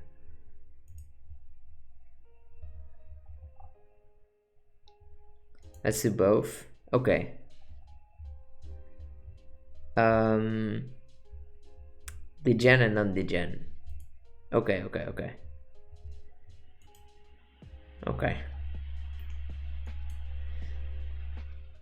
Non-degen? Non-degen is really easy. It's Scala Games, Vulcan Forged. Oof, what do I put in as the last one? Non-degen is really easy. Degen is the hard one to do. But non-degen, we go Gala. We go definitely Gala Games, Vulcan Forged. And now the question becomes, what do I put in as the last non-degen one? That becomes the question here. What is the last non-degen safe coin? Who deserves that spot?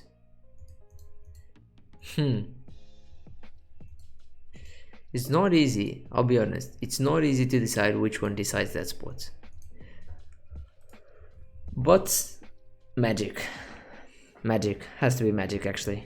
What am I saying? Magic.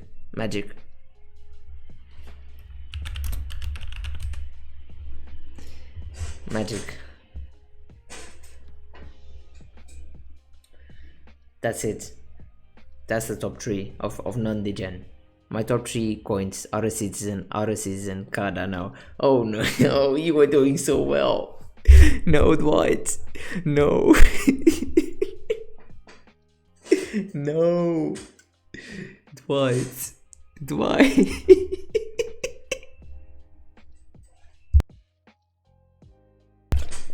Now Suki. Now we go into the tasty stuff. Now you want the degen ones.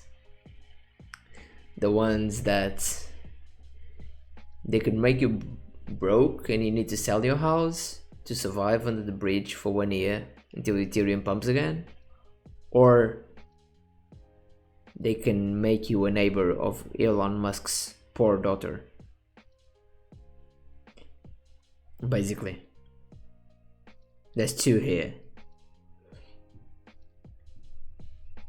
And I mean, for me, if you go degen, you go degen. There's no half degening. You either do it or you don't. You're either man or you stay at home, you know? And right now I hate to degen, right? On gaming stuff. Moonshot, low cap, WAGMI games. First one. I don't think it WAGMI.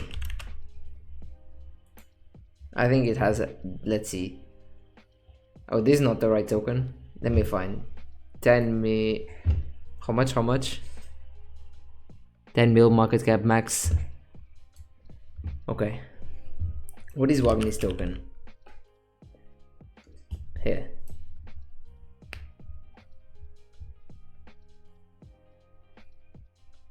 21 new contract.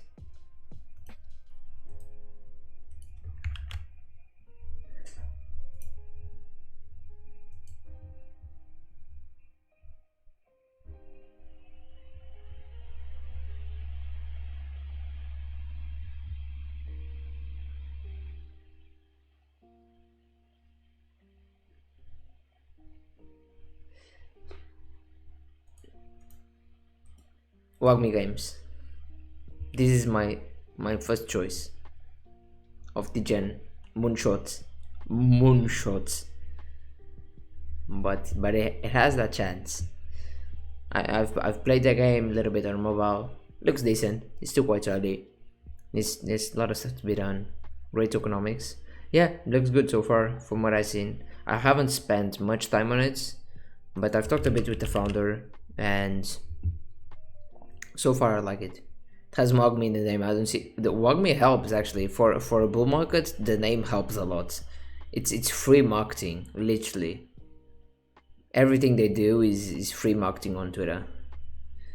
You're kidding, but it's almost not even a joke. It's just a fact. And I think Tokenomics, baby. I can check it out after. But yeah, let's go with WAGMI. And now let's think about our second pick here.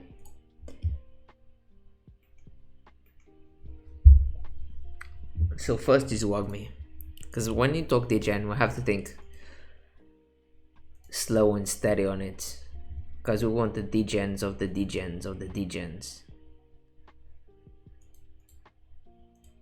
Bytes, sorry, I had to say it. Bytes 2.0. That's the most degen almost. That's almost the most degen.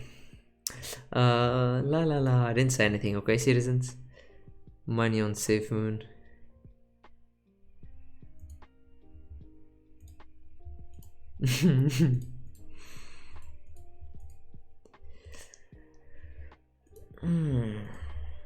Trying to decide. It's not easy to decide on the degen ones, but WAGMI is for sure a really good shout. Let me open this. I need inspiration. I need to look at a few names to get inspired.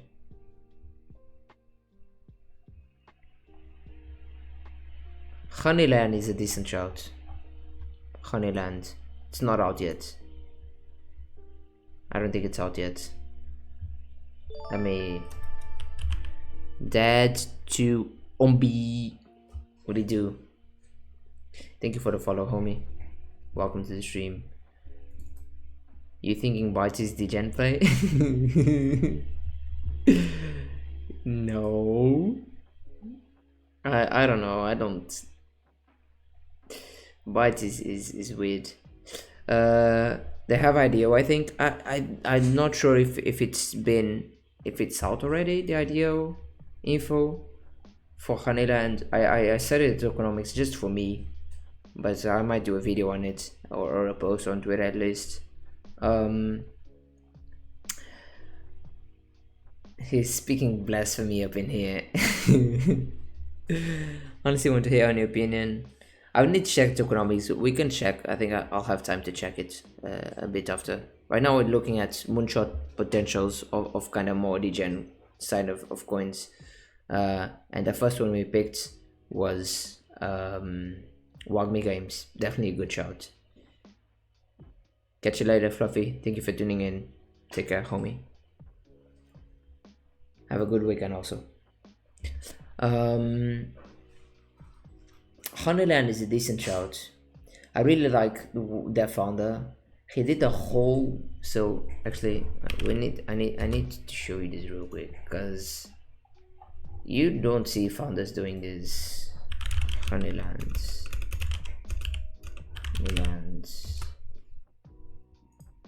my guy has a whole playlist explaining the Honeyland token. The first video is 1 hour, and then you have several visions explaining Honeyland, the vision, utility, whatever. What do you want, he has it. It's one of the co-founders. The token is not even out yet, and he's doing this. And so far, what I've seen and what I've heard, they really thought about what they want to do with the token in terms of utility. So I think it has a moonshot potential for sure. And the fact that it's a mobile game, more moonshot potential there. I don't like too much of the supply, the printing of supply, but it's not that much. It's not that much, considering that this is one full year, and it goes from around I would say, why work, okay, let's say he won 176 million, and kind of 1 year after, so 200 million print of tokens. It's a lot, but not that much, and have lots of mechanisms in terms of it, of burning mechanisms. They'll have for breeding, because 50% of the honey they'll spend breeding will be burned. Then withdrawal tax, 25% of the tax of the withdrawal tax is burned. Special burn events also to incentivize players to burn money in exchange for the prizes and events. They have limit rewards withdrawals, so they won't let people just withdraw every single day and like that. Basically have lots of mechanics to prevent that. Same with here, withdrawal tax. Once again, the withdrawal tax collected will be allocated as follows: 50% for the treasury for game development, 25% recycling back into player rewards, 25% fully burned. And then they also have anti-wall mechanics, which is interesting. I don't think I've ever seen a gaming project talking about that. And it's to help, they really should say it, and it is true, it's to promote the health and stability of honey while the ecosystem community grows. So basically, once the lockup period is over for investors and team, they will begin having access to claim their tokens daily. This will prevent the large supply from going to circulation at one time during the month, and rather spread out evenly over the month. This should prevent several large token dumps on the same day, which could hurt the value of honey. So this could seem worse for some people, because it could mean, oh, but now they have daily tokens which they can dump daily. Yeah, but if it was monthly, they would be accumulating the tokens for 30 days, then take out of those tokens, all the whales and private investors dump at the same time. So it creates a big dump in the market, a big crash for the token on that specific day every single month, which makes it easier for the market sentiment to flip on the token and making it go down. So although I would prefer some more vesting in a few of these rounds, mainly for these early ones, players rewards is fine. Public sale 0.3, I agree with a fast vesting of public sale. I don't mind this, and no cliff. I think this doesn't have enough cliff. The vesting, I would do it a bit higher also for Honeyland. The core team is fine, 12.18, I don't mind. Developers also, advisors, all of these I don't mind. Same with marketing, reserves, liquidity, treasury. This is all fine. All these three I would change a little bit, but I think it has moonshot potential. So far for the moonshot degen tokens, we have Wagmi Games, Honeyland token, and we need one more. I'm gonna keep looking at this to get inspired.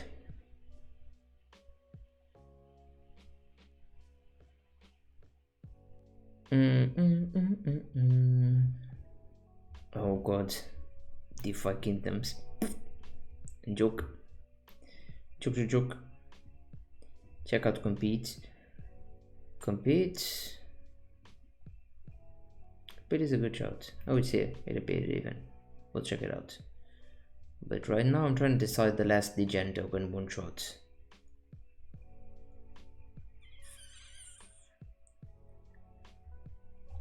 What are we feeling for the last moonshot token?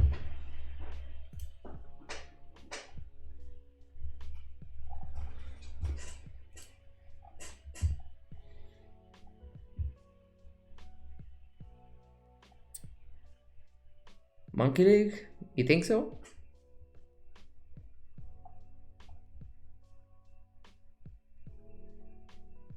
Nakamoto Games is the degen of degen. BitConnect! Oh, Bitcoin. You hope so, kek. That kek. I used steady stack by chance. No, sir, unfortunately not. I might get in the legends though. We'll see. It is almost basically confirmed that NFA will have whitelist spots for it, but we're not sure if everyone will have access or not.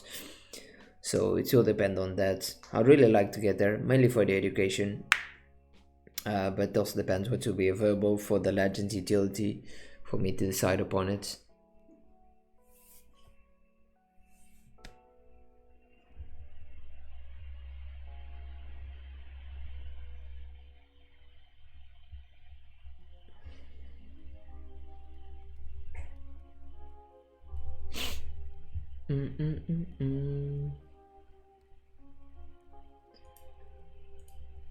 Nakamoto Games.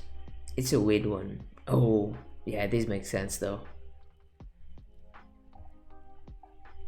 Well, let's say for the degen ones, for now I have Honeyland and Wagme.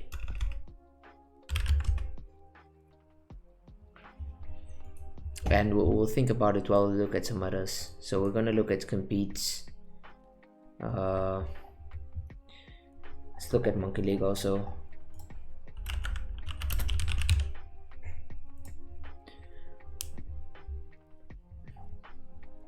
So we compete Monkey League. Feeling any other else? Sounds good, thanks bro. Yeah, no worries.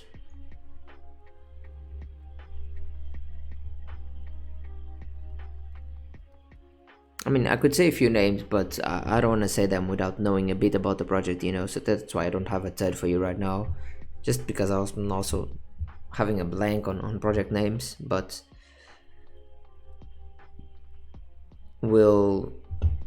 probably one of them will come out to me soon enough. Getting hungry, I might need to grab some snacks.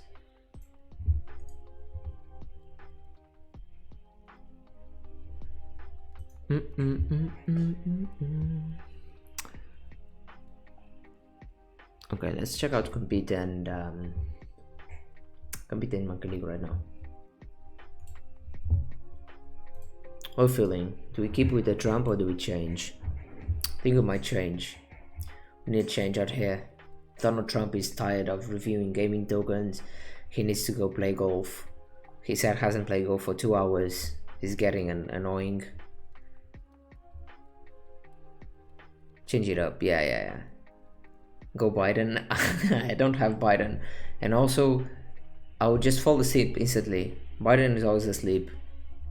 Then who would review the gaming tokens? I would fall asleep instantly just from seeing Biden on the screen.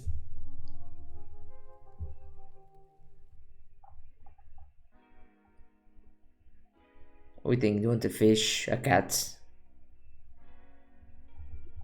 El Luchador. This one is funny. Guys, I posted a banger NFA tweet. Go bump it. Hey yo, we're sticking with this one. I don't care what you say. I hate to fight. Did it change?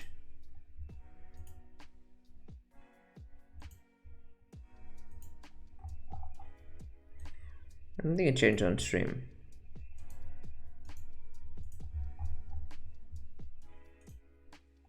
Let me fix it real quick. Let me fix the camera real quick of the animes. Go bump it. You still see Trump? Yeah. I think anime is bugged out. Just changing real quick and then we'll look at Monkey League and compete. What are we bumping?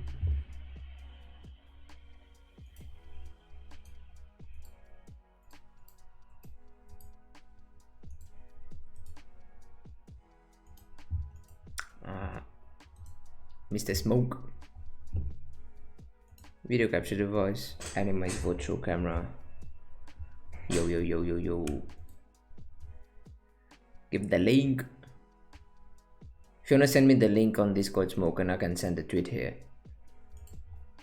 Just trying to fix animes real quick. I don't know why it bugged out.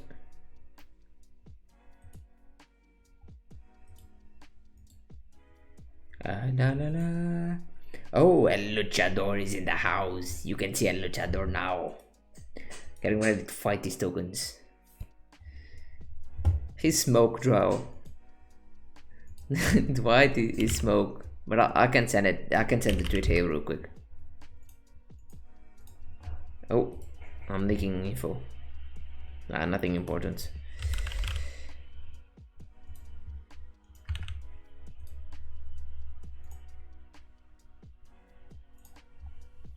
This is what I love about the Unforgettable. This is about to finish anyway. Yes, sir. It's it, the link to the Smoke's post.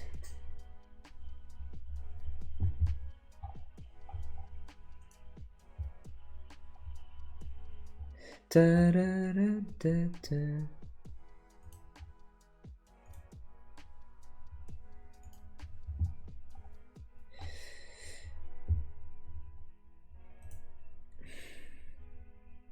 What are you feeling about the Luchador reviews? Do you think he can do Tokenomics also? I think he can.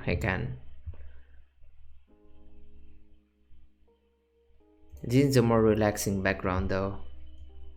Yeah, it's much better. He's stressed from fighting, he needs to be in the environment, relaxing, you know. That's what he needs. It's time to look at compete, baby. Compete.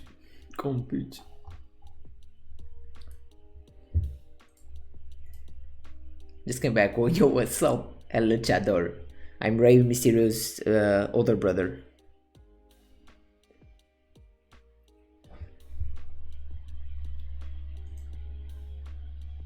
Yeah, I retired earlier from WWE. It wasn't my thing, but I still like wearing the mask, you know.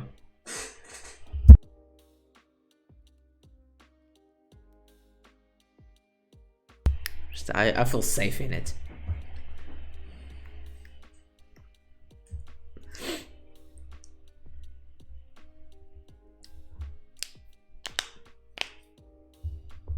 Who has to look at compete? Mr. Soldier Mike. Let's look at compete. Total minute supply of compete tokens was a billy. With initial supply of 600 million, 150 million were burned on June 13, 2022. Total supply of compete is 850 million. The current total supply. Okay, yeah.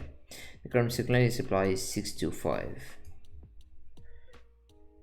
Fair launch public sale 60%. 6% total supply by to stops liquidity. Computer when self launch never for purchase maximum total supply per wallet of 10 million. So 1% max supply per wallet. Development and marketing fund 10% locked for 90 days at a time.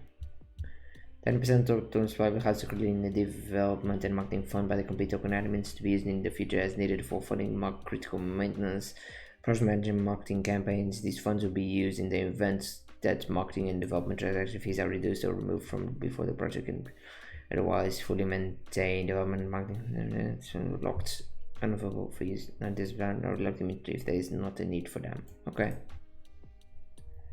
5% funders 5 locked for 2 years, 25% available every 6 months. Oh, I like this.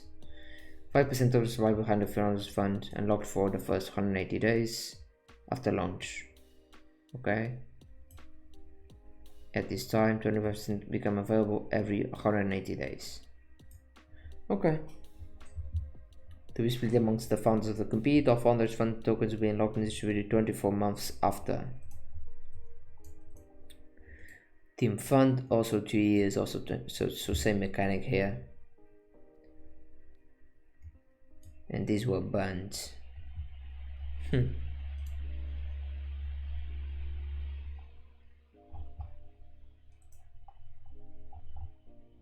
This following has ever, which allows contract to change tax rates post deployment. That's fine.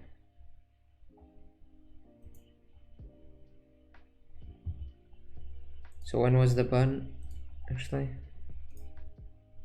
June 13, 2022. June 13. So here they ban supply. They're at 6 to 5 like they said, with a total 850, and their TG, well, let's check when they generated that token. March 5th, 2022. March 5th, 2022. So around 1 year ago. Yeah, token has 1 year. March 5th, 2022, the token has 1 year. And then we have 10% of the token, which amounts 10% to be 100 million. Yeah, it's 10%, which I'm missing from the current supply now. And I'll guess the rest from this. That makes sense. 90 days at a time. Interesting. So what's their economic innovation do I hit? Let's go for token utility first. Game cosmetics collected is core component of gameplay experience for compete. These cosmetics can be retained as ERC1155 NFTs at the purchase website only, or collect as traditional game cosmetic later converted into NFTs. Okay, that's nice. Players have the opportunity to buy and sell their cosmetics with other players in game at the Bazaar marketplace. Interesting. The Bazaar is a marketplace where complete players can buy and sell the tokenized game cosmetics with another play-driven marketplace for the cosmetic items to complete the ecosystem.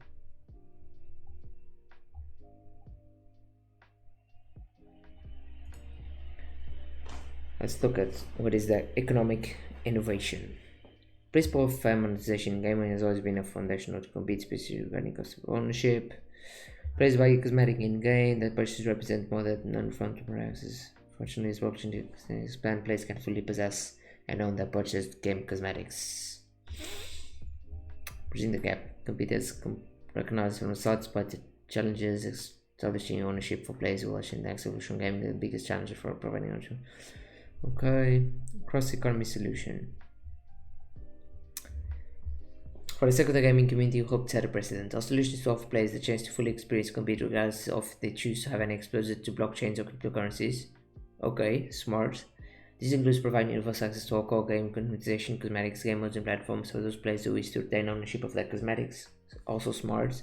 The additional opportunity of the Bazaar marketplace also be available. The cross-economy approach would give both groups the game economy they prefer, with an overlapping gameplay experience so that the whole community can still play together.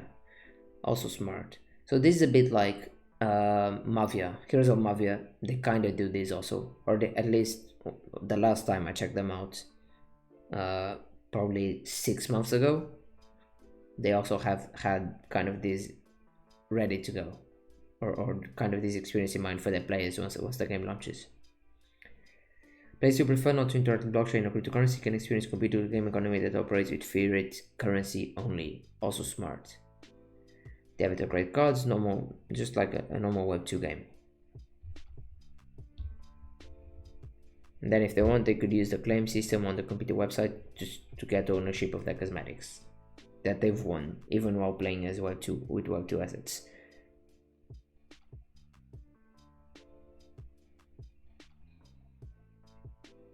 Cosmetic purchases on their account with fiat or running game will initially be delivered to their inventory as Web2 game assets, but can be limited to NFTs on the computer website using the claim system. Back was shilling compete some time ago. It makes sense why. The tokenomics are good. They're solid.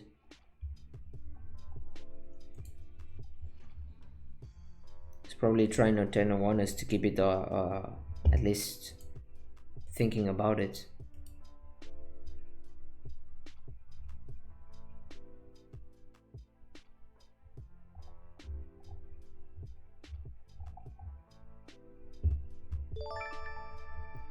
Drew and Ryder, what it do?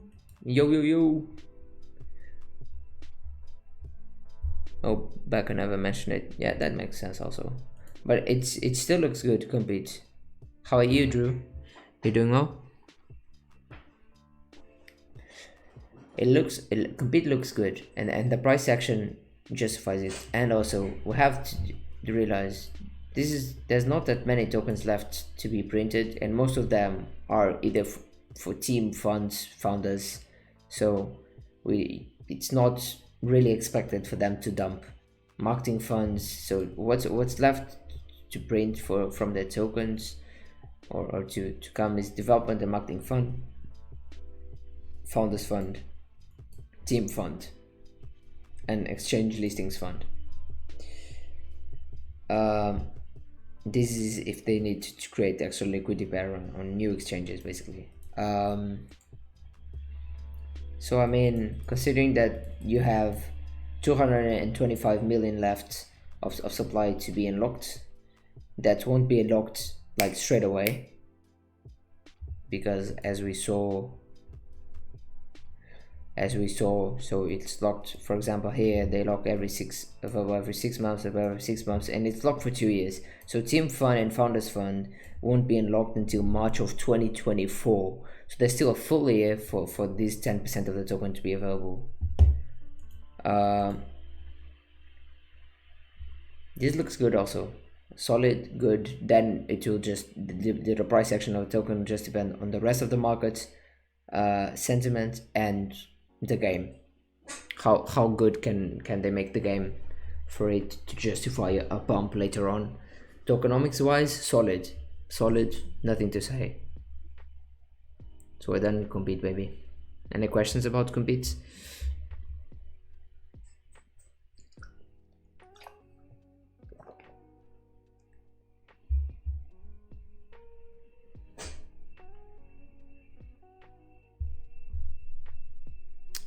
Sorry, I forgot to answer a question earlier actually. Someone asked me earlier if who was it? That too, Ombi. Yeah, you asked if I have a prediction on ETH bottom. I really don't. I'm not much for I don't know that much in terms of trading and shit. If my degen heart had to guess, and I prefer being a pessimistic when it comes to trying to predict prices, I would go 1,100 Ethereum, maybe closer to 1,000. I don't think we ever go 3 digits, but this is if it always goes to further shit. But I rather predict it like that, because then just makes the rest of your plays better.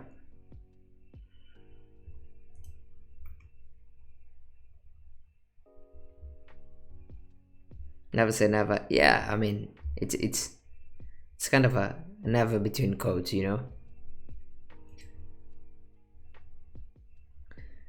Looks like it's going to make a new higher high. Yeah, that's the thing, Suki. I think it would be so juicy, people won't allow it to get there. Gameplay looks good and the team keeps the community updated constantly. I've been impressed with them.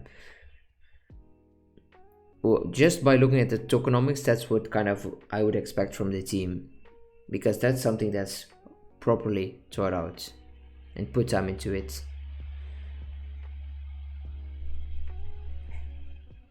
And normally the teams that think most about the tokens are the ones that are smarter to think about everything else, because the token is normally the hardest thing for these teams to think about and do properly and implement good mechanics in terms of burning mechanics.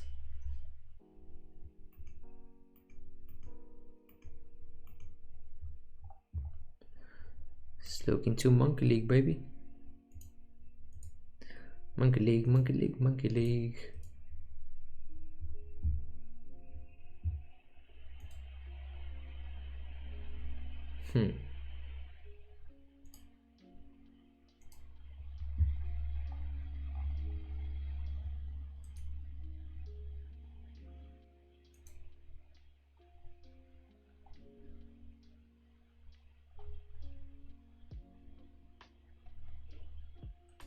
Is that what?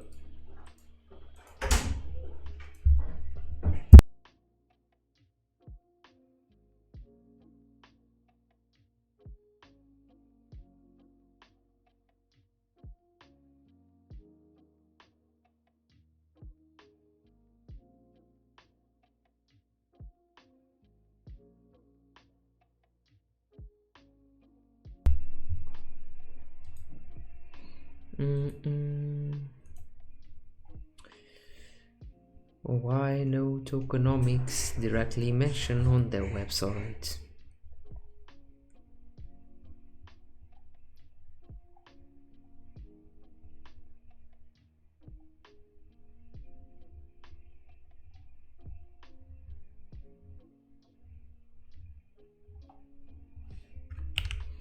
I know there was, because I checked it back then. I've researched it before.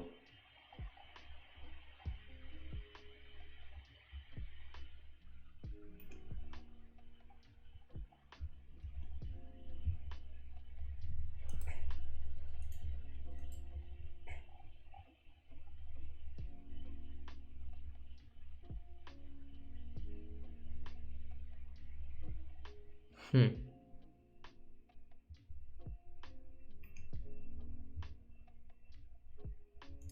gonna check if it has on the Discord.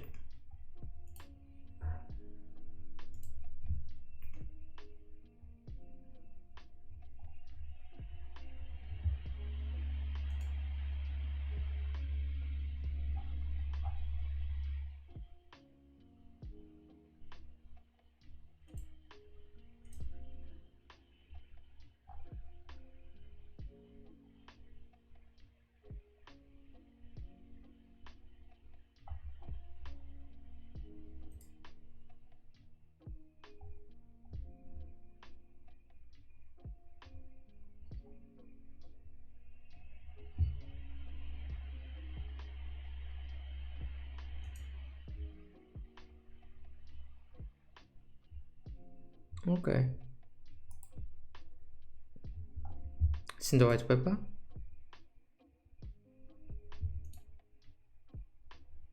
Oh, here.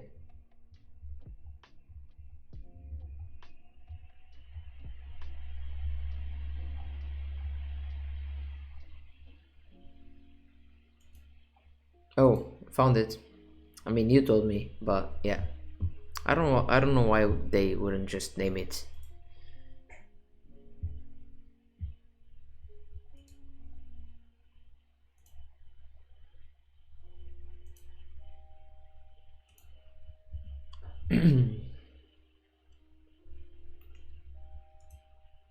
Yeah, I remember this spreadsheet.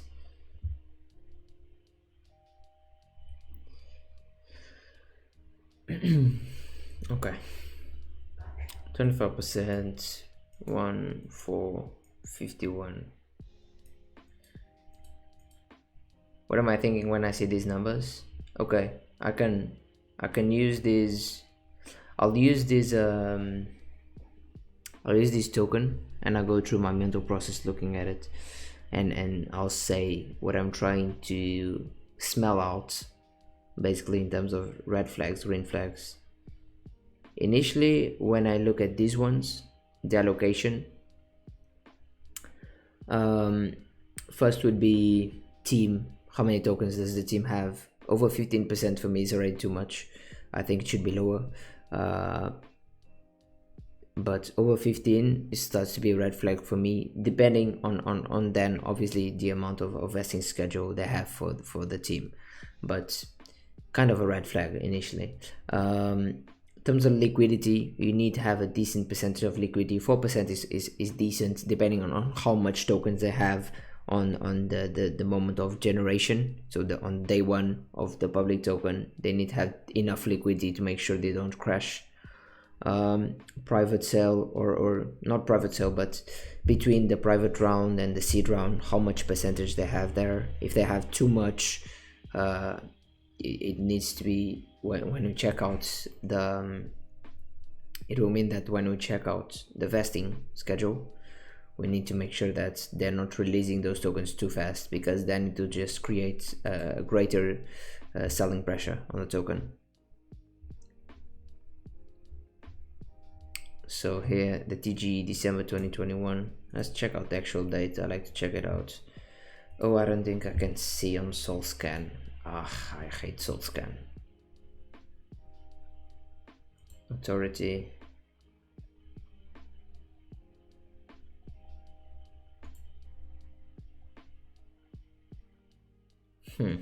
I don't know how to say this in source scan, but yeah, so the token generation event was December 2021.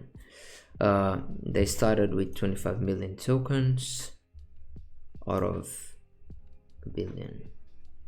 Yo, good night, Smoke. Thank you for tuning in. aka White. Thank you. Have a good night.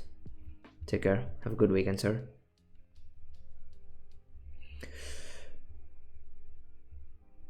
Okay, so here in terms of token generation event, 12 million, 5 million, 6 million, 12 out of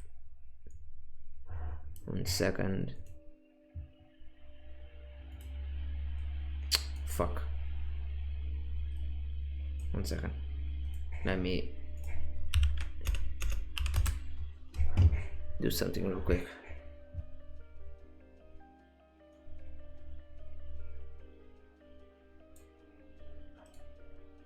Draw, if you tell me to play big time again, like, I know you've told me once only, but it's a joke, right? Play some big time for the drop. Nah, I don't have time to play that. Shit time. Yeah, this right. I didn't know you're a successful Mexican wrestler that lives in Pandora. Yeah, Druin Rider.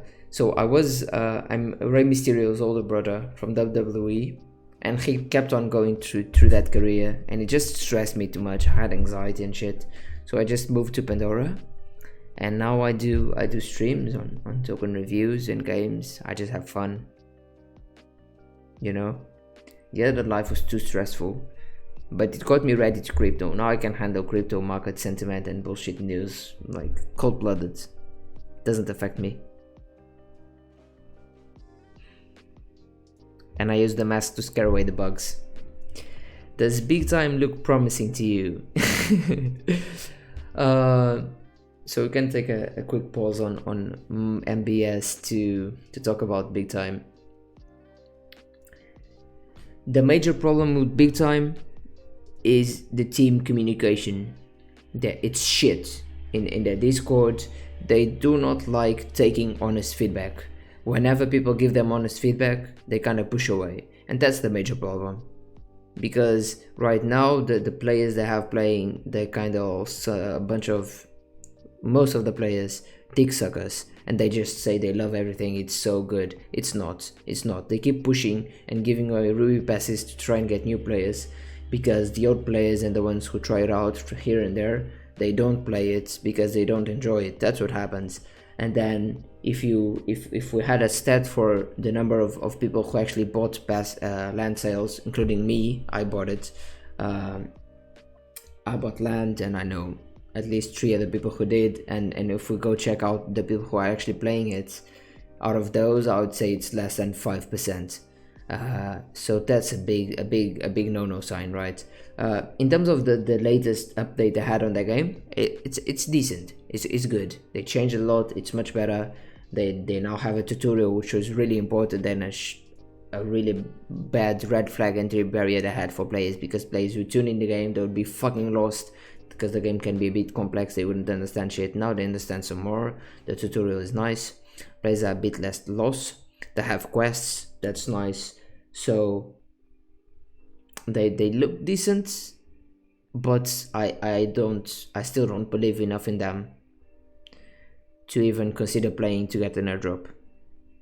That's what it is, basically. And the gameplay is still way too not enough gameplay. It's a repetitive cycle of doing the same thing every fucking time. The dungeons are all the same. You have 4 or 5 different types of dungeons, but what you do in each dungeon is the same thing. Every few different mobs in each dungeon, but then it just becomes an endless loop of the same shit. Yeah, that's basically it. Going back to Monkey Ball, baby. Let's go back here. Let's get this.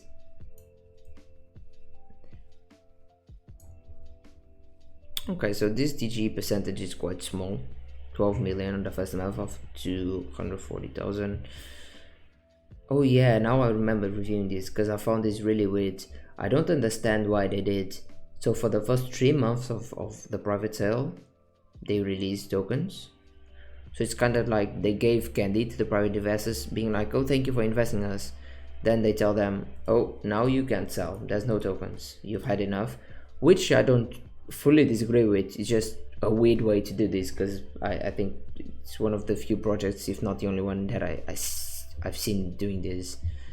And then after, what is it, 1 2 3 4 5 6 7 months, then the unlock of the tokens continues for 1 year and 1 month, basically, right? Yeah. Rewarding early investors. Yeah, but you could see it as rewarding, and then on the other side, you could also see it as putting in lots of sell pressure on the token early on.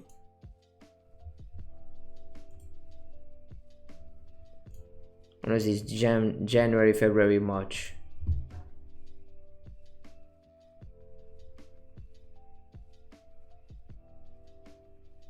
Like it could have helped not having it. The token would still kind of look like this because of the bear market, but it could have held on a little bit better for a while. You know what I mean?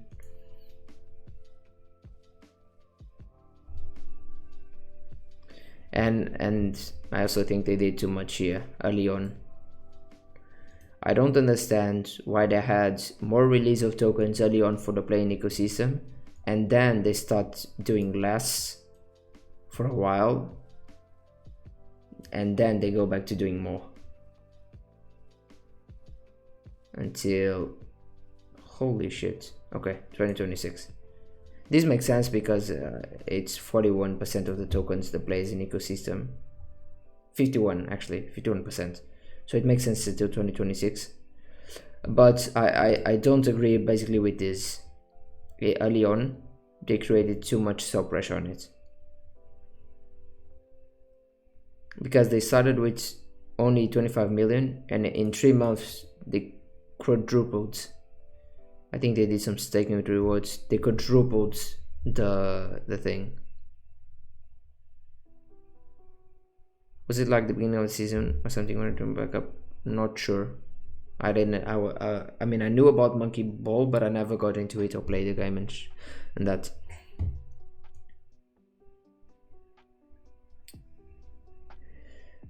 In terms of the tokenomics, they just look regular, average, not the best.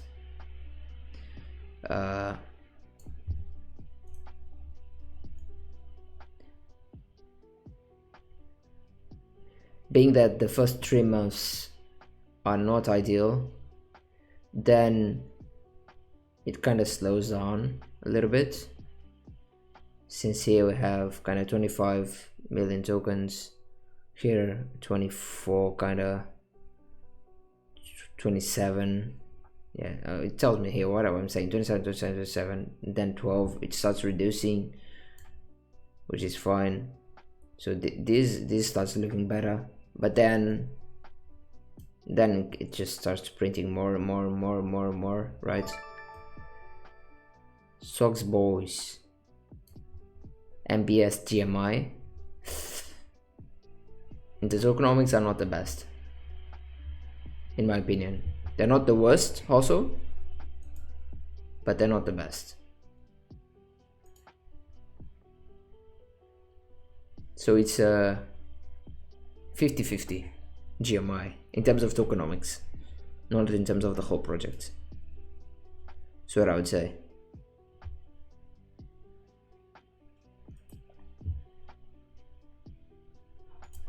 I mean, did they talk about any... Did I close the white paper? Why?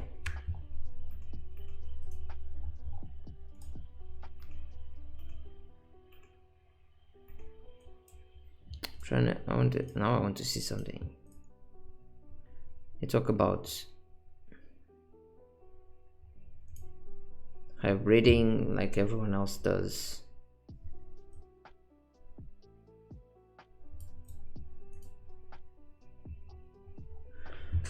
Measure the best of both free-to-play and play-to-earn models using a dual token system. The main in-game currency use these monkey bucks MBS, and the governing token of the encage system is score.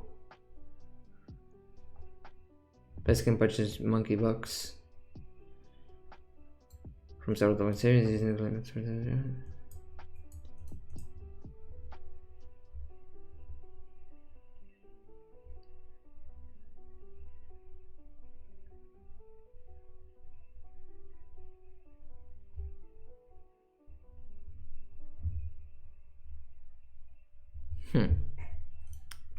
Yeah, 50-50 on Monkey League. 50-50 for sure.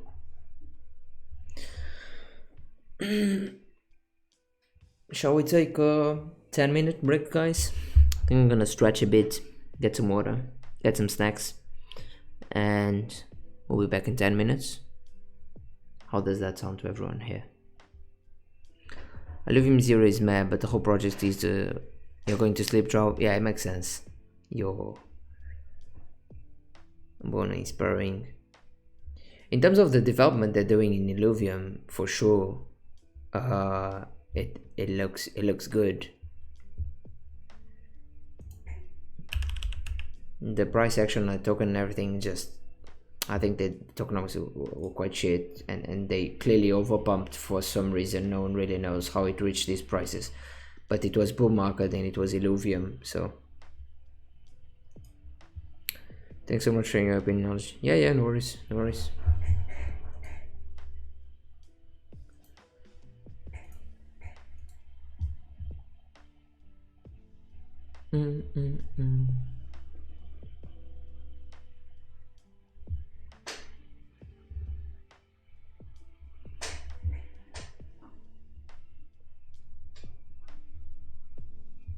Sounds good, sounds good. Alright. Then what we'll do is 10 minutes. So for me it's 1 a.m. at 1:10. 1:10 we're back here for Eastern time zone at 8:10. 8, 9, 11, 12. 8. No, at 7. I think it's 7 p.m. for Eastern EST. So 7:10 we'll be back. Taking a quick break, stretch a little bit, get some food, and we'll be right back, guys.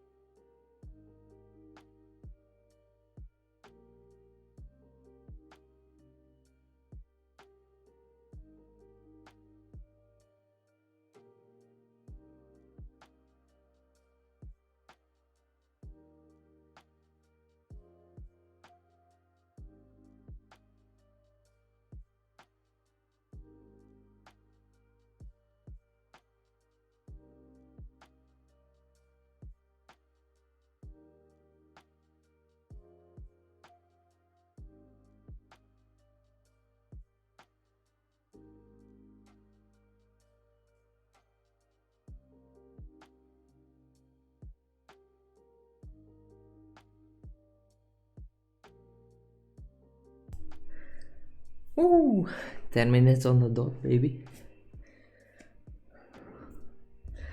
And we're back.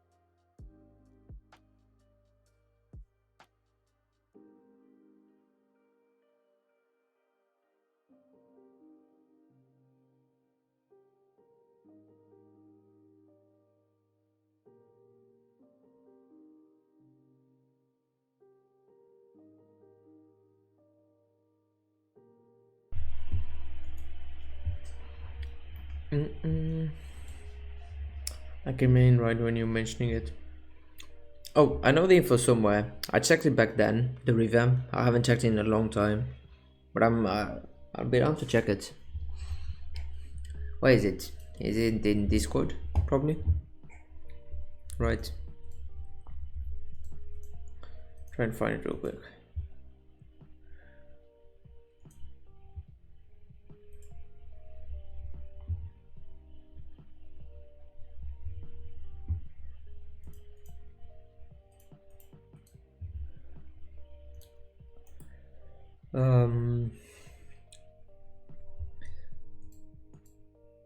Sorry boys. Yeah, we can take a look at the Illuvium tokenomics real quick. But in terms of them having gone out or being allocated, it's done. Almost all of it.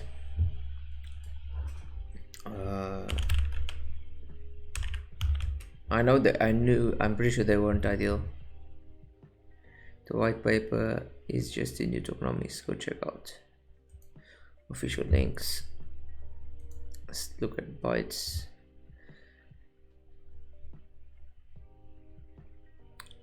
What up, Kobe Streams? How you doing, sir? I'm not playing games today, Mahaji. We're looking at gaming tokens. Doing some tokenomics, some reviews on tokens.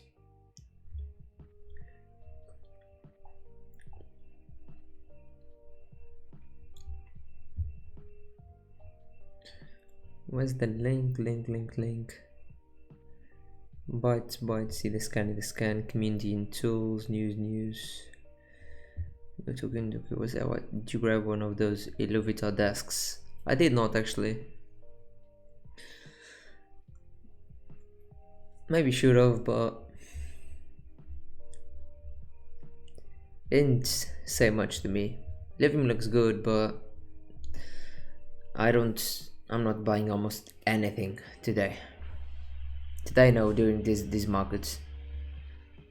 I think most collections and everything will go down a lot once we hit bottom, generational bottom, and I don't think we've hit that yet, basically.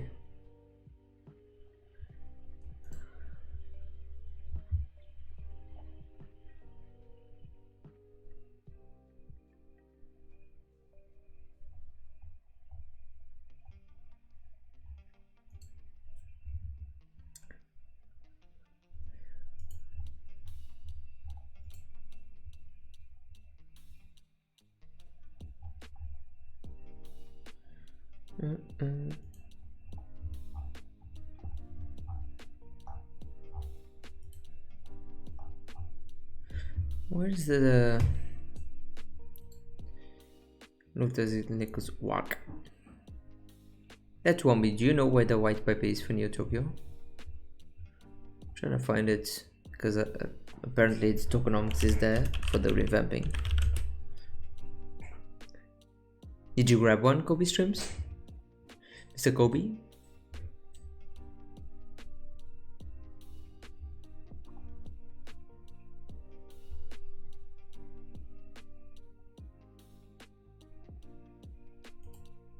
Okay, I think it's this one. I think I found it. Yeah, I found it. Don't worry, that won't be. I got it. Don't worry, sir. At least for the changes they did.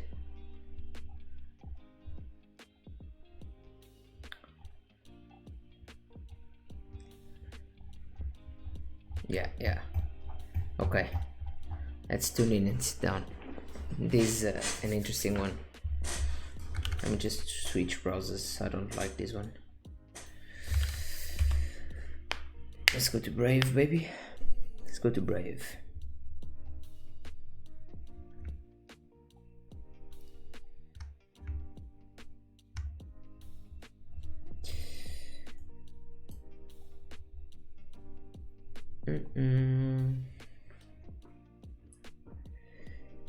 So they're now implementing, I think this is new. I think they did not have deflationary function, if I'm not wrong.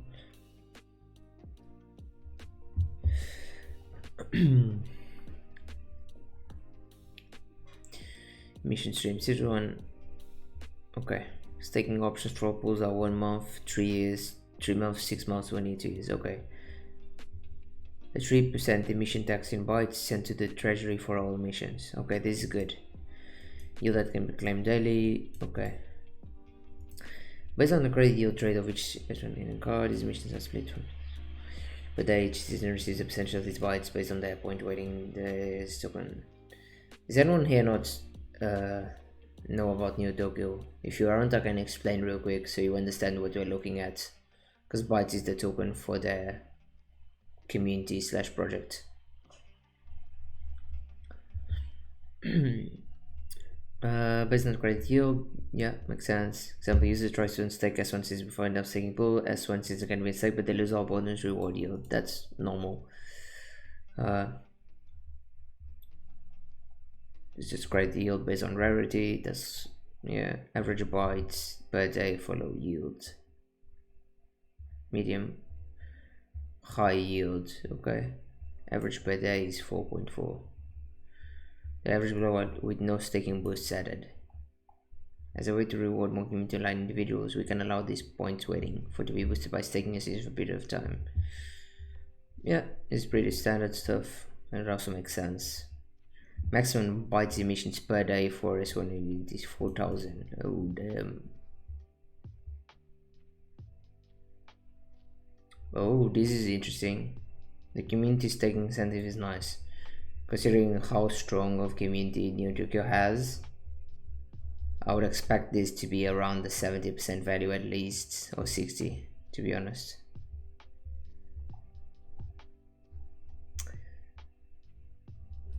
S2 season identity yield pool. Based on the calculation rate of which S2 identity card, these emissions are split from a defined amount of funds generated per day. Each season receives a percentage of these bytes based on their point weighting.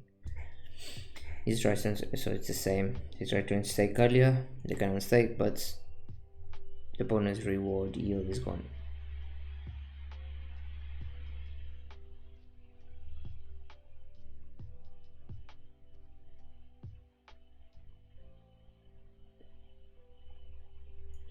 So maximum byte emissions for the S2 identities is 1,000,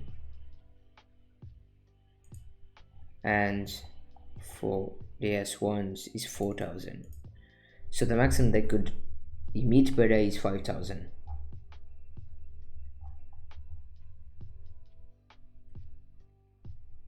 Then they also have a community incentive for the S2s. I would expect this to be quite lower. What plus bytes based on correct multiplier of which S1s these emissions are split from a predefined amount of bytes generated, but each season receives a percentage of its device based on the point weighting. Example, user tries to stake the vault with bytes without staking an S1. User cannot stake the vault with bytes prior to staking an S1. Okay. So if they need to stake the S1 first and then the vault with bytes. That makes sense.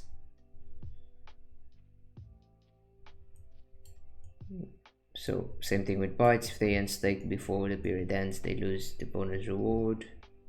Same with the vault, same with the citizen, right? And if you unstake the citizen, then it forces the unstake of the vault and the bytes. That also makes sense. Okay, this is the normal multiplier.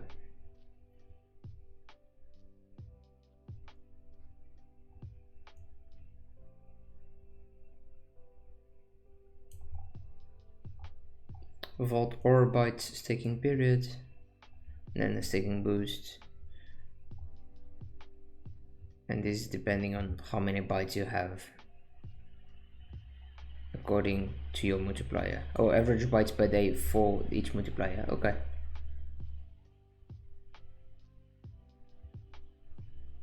As one citizen and vote staking period are forced to be the same, that makes sense also for the development side of things.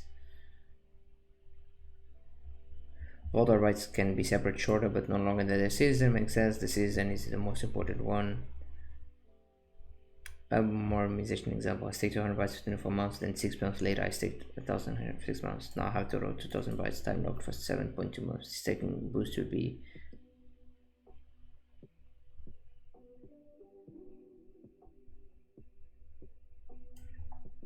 okay. Then according to the number of bytes staked, you get more points. That also makes sense. If you believe them in more, you get more rewards.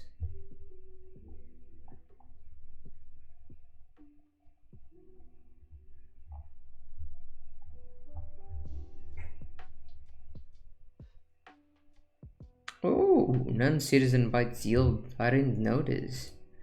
Note, setting up for future use, but you're not using it at launch. Non-citizen deposits is capped at 50 bytes. All non-citizen user pools interactions are separate from other pools. Can do up to 2 years also. Non-citizen bytes take 15, points at 0.25. It's really low, but it makes sense. Maximum bytes per day, and yeah, 0 at launch makes sense. Community staking incentive also makes sense. Setting up future use, but you're not using at launch. Points per liquidity rewards is defined. Liquidity pool token staking boost. With token stake, you receive 1 point. Liquidity pool token not able to draw early. Rewards are paid directly.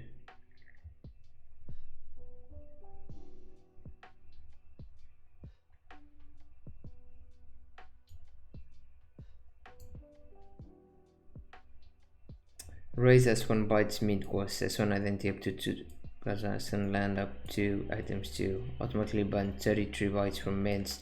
Automatically send 67% of bytes from mints to into treasury. Okay, set the weekly mint limit for new S1 identities to 5 a week. Okay.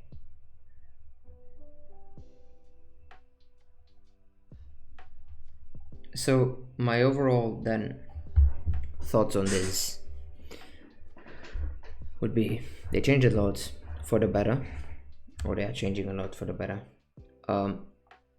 It looks much better.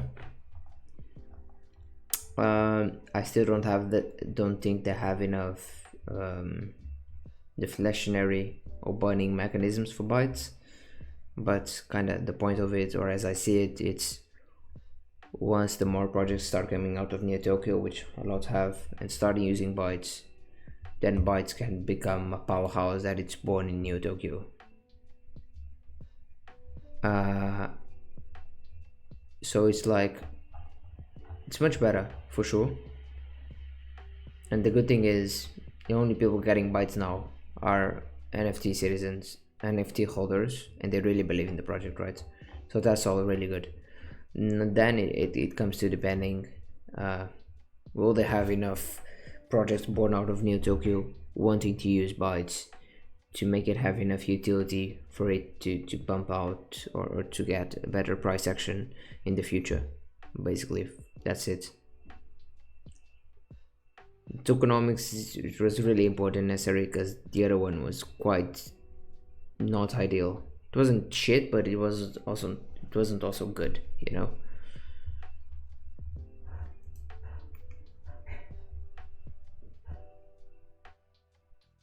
So I hope that made sense.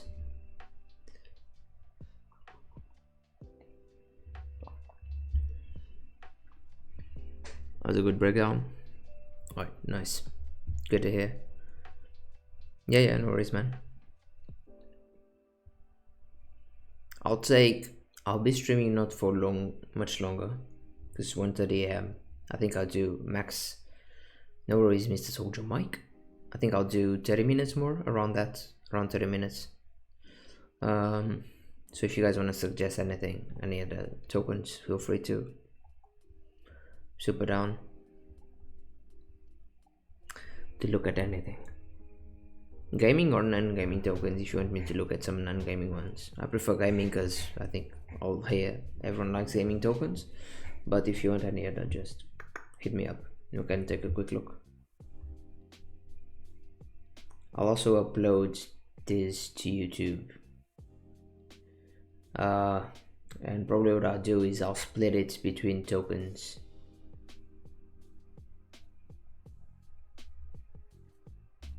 I'll need to check it real quick.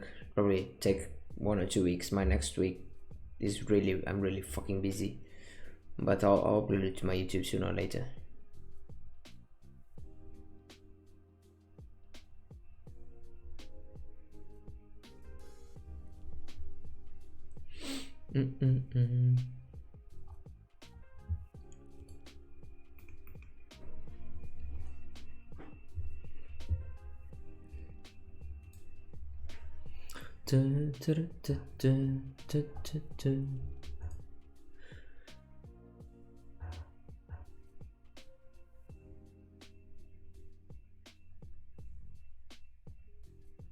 You are the second person. Sorry, David. No, that's alright, Kobe. You can check out other streams whenever. You don't need to be here, good sir. Not at all. In fact, you came here to show some support, was amazing already.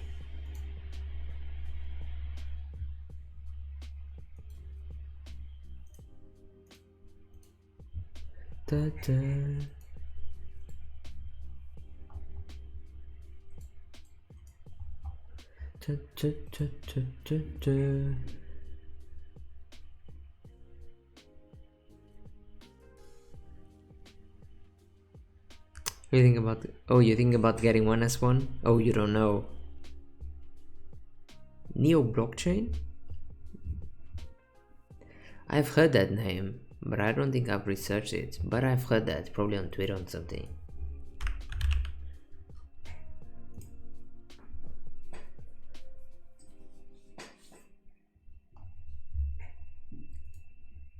Is it this one?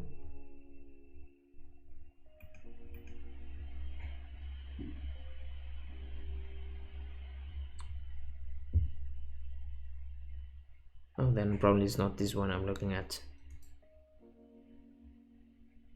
No, that's Neo. Oh, is it not live yet?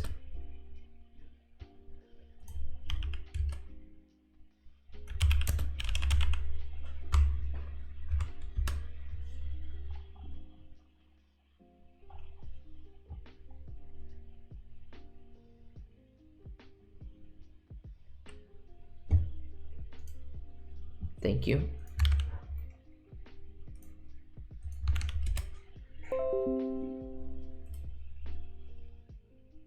Oh, no, I saw this. Redefining Web3 gaming powered by Neon. Good morning. Gym call buddies, catch you all later. Catch you later. I mean, I won't be around when you come back, but thank you for tuning in and for the follow, homie. I'll see you around.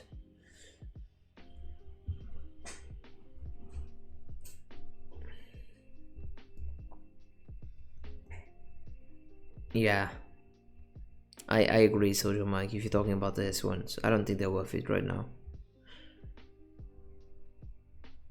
I mean, depends what you want to get from Neo Tokyo also. But I really want to be a part of them. But if it was for me, or when it's time for me to decide to buy one, I always go for an S2. Unless I would have insane amounts of Ethereum ready to buy stuff, then I'll probably just go for an S1 just because.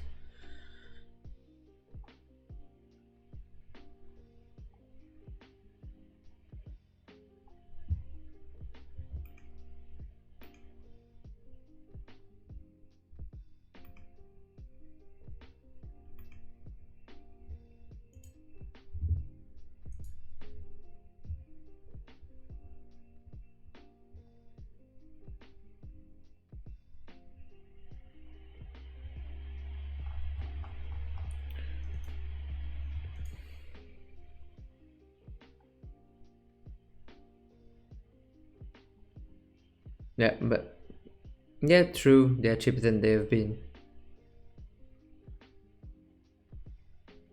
I mean, if you really want one, what I would do is just keep an eye on them and probably throw a lowball offer if you're not looking to buy a specific one because of the art. And whenever it has some crash, you try and put an offer right there and see if it sticks.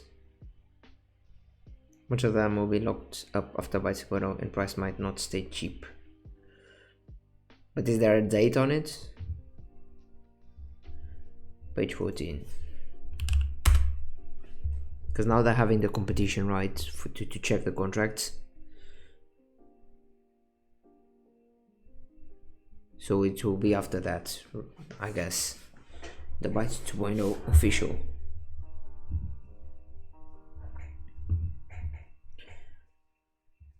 Yeah, Comp 15. Yeah, Hackathon. Yeah, that.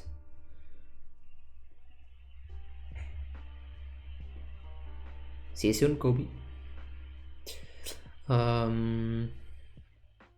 Interesting. Yeah, I never know. Clearly Becca wants to make sure this is bulletproof. So if they find something that might need fixing, it could be longer, right? Let's look at Neon Token.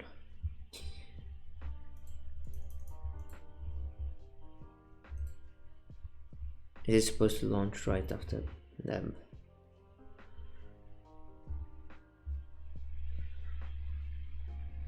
Is there an official date? I don't think there is. I think that's what people think is gonna happen. 10% team, 30% reserve, 10 validator rewards. That's fine.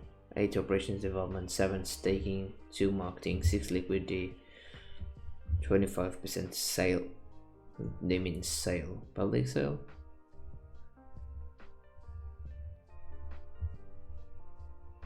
Wait, that's it? Supply schedule?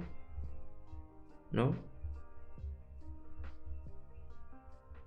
Yeah, it was supposed to launch after Codebreaker. Participation in governance of the network, such as creating new proposals and voting on exciting ones, requires Neon tokens. By participating in staking, users help secure the network and get reward from non-located pools or share from revenue share from the games on Neon. Network transactions for the games in stage marketplace and also transaction network. Neon tokens will be required both to pay for the purchase as well as small transaction fee. Long-term Neon token holders network participants receive airdrops and adopt new projects launched on the blockchain network designed for video games.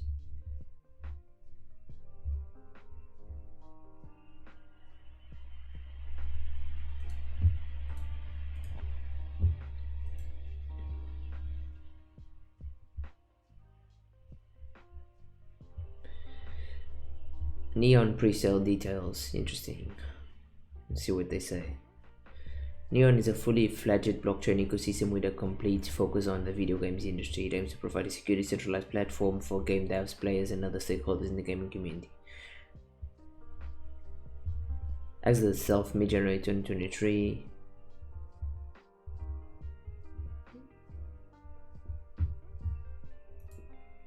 Yeah, I have it here open also, but thank you.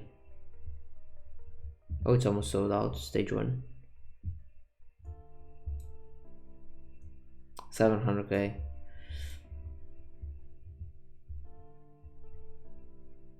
Stage 1, stage 2, stage 3.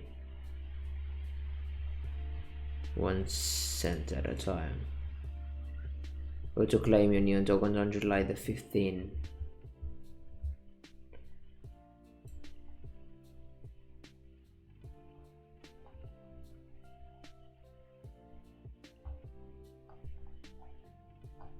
What I find weird here is I don't see the vesting schedule. Maybe it's here? Okay, it's here. It's here. I found it.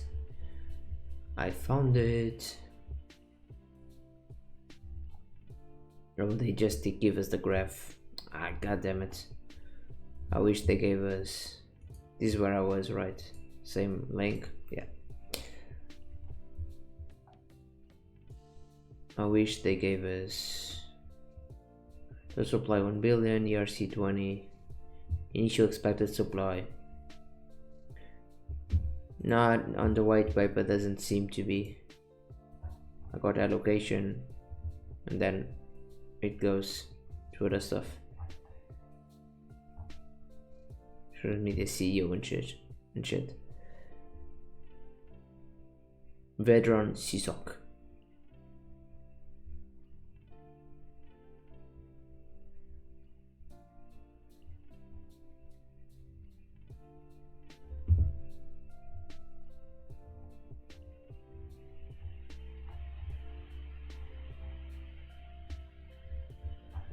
This is what I find weird. Why just the graph? I don't like this. In terms of the release of tokens, it looks decent, but I wish I had the numbers to watch it better.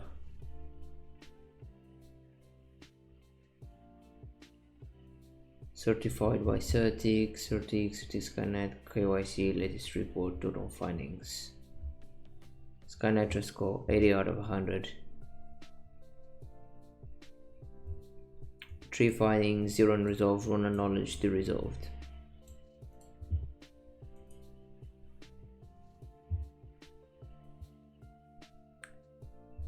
Yeah, I haven't done much research, just found a couple days ago.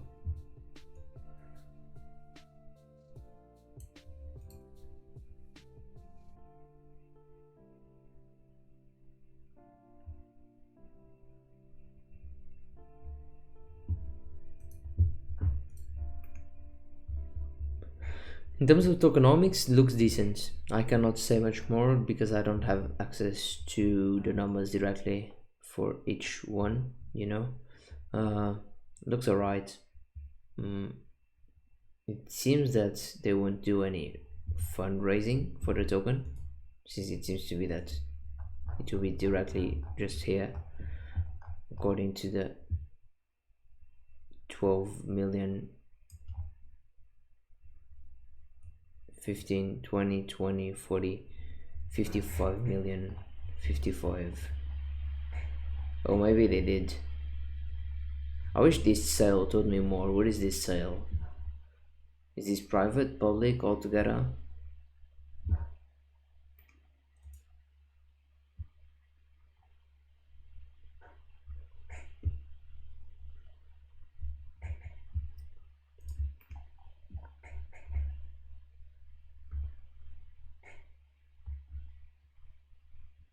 Yeah, with lunch coming.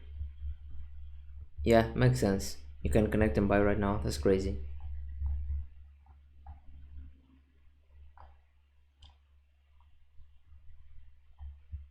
I would never buy a token without knowing these numbers properly. Not a token, but mainly on a pre-sale. Because I mean, this would be you'll have access to the tokens on June or July. Like, come on, really? That's weird. I don't like that. That's probably didn't do it on purpose. But they should have done that better. That's just what it is.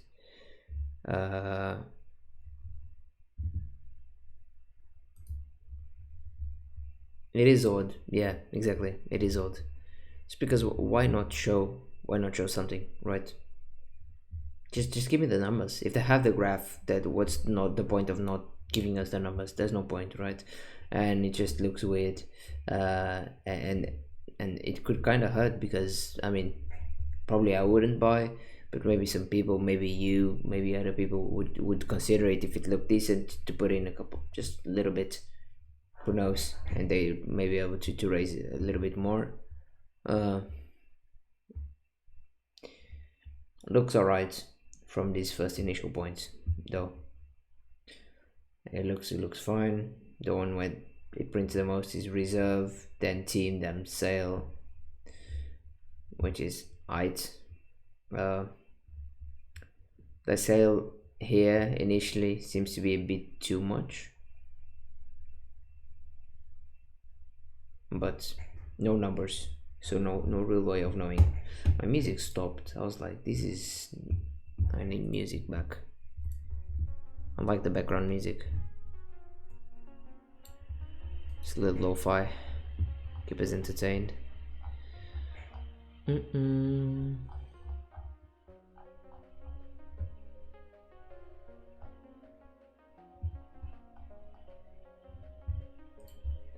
Keep us entertained.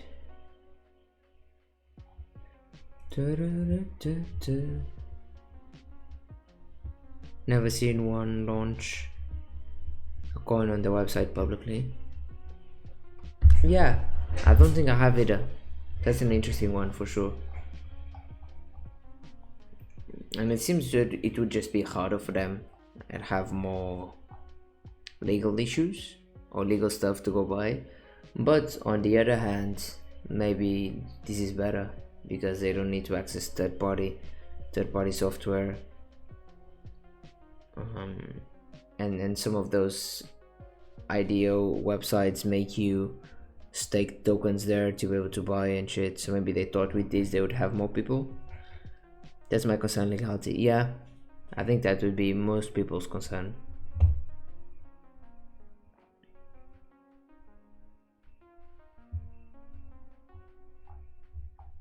If I were to buy, I would definitely go into the Discord and ask that.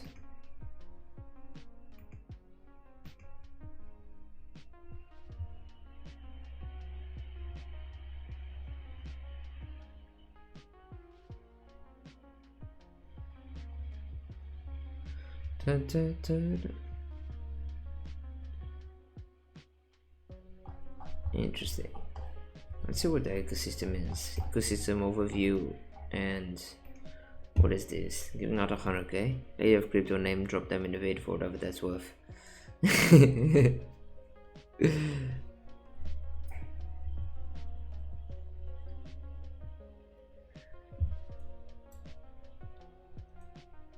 Giving away 100,000 USDC of coins shared equally among 100 winners. In addition to those rewards, we allocate more neon to distribute evaluating. Gleam competition, what is this? Let me guess, have to like, retweet, share, tweet the hashtag, tweet, follow, join, submit, visit, add the pre-sale event to your calendar. That's crazy.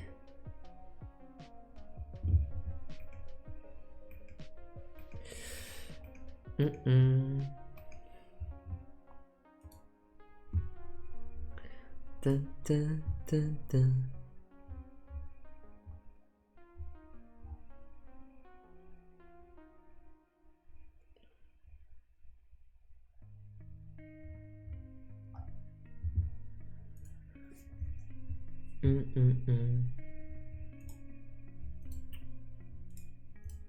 Let me close this. We don't need this anymore. This is monkey ball. Shall we look at one last token? Everyone has anything in mind?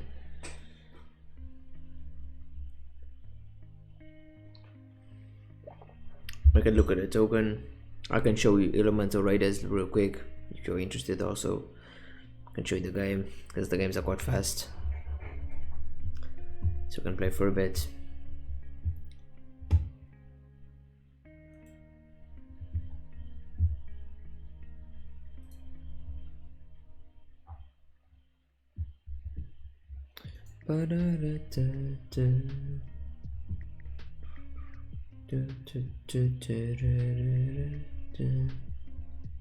How about WASDER? Oh yeah.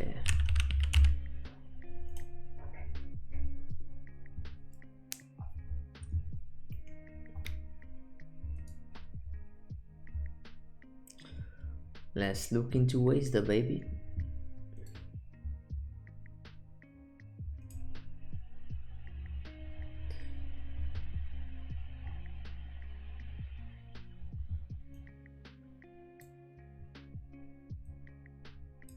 Participating in VIP events, influencers, sports team streamers, think NFT tickets, cosmetic praise on the platform.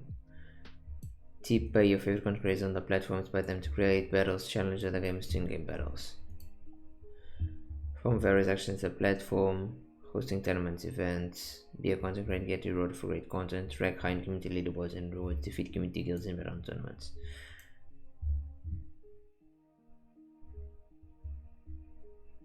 Oh, they gave us the numbers. I love them already.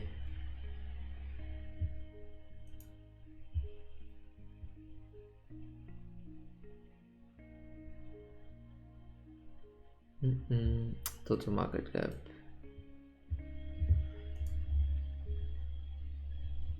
5.3% seed, 10% TG, 15 per month.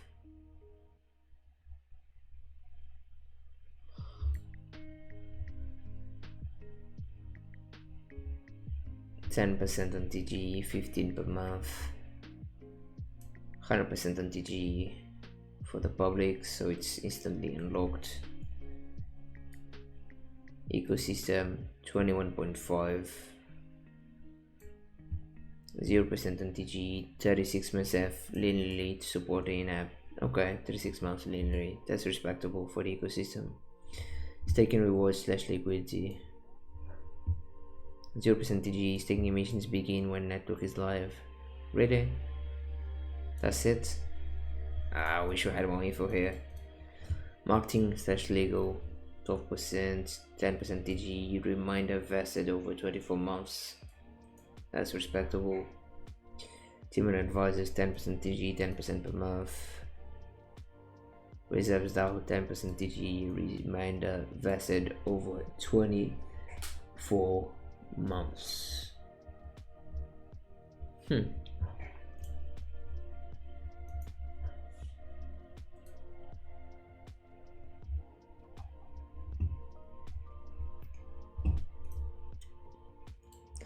When was this launched? Token generation event of this was in May 6, 2021.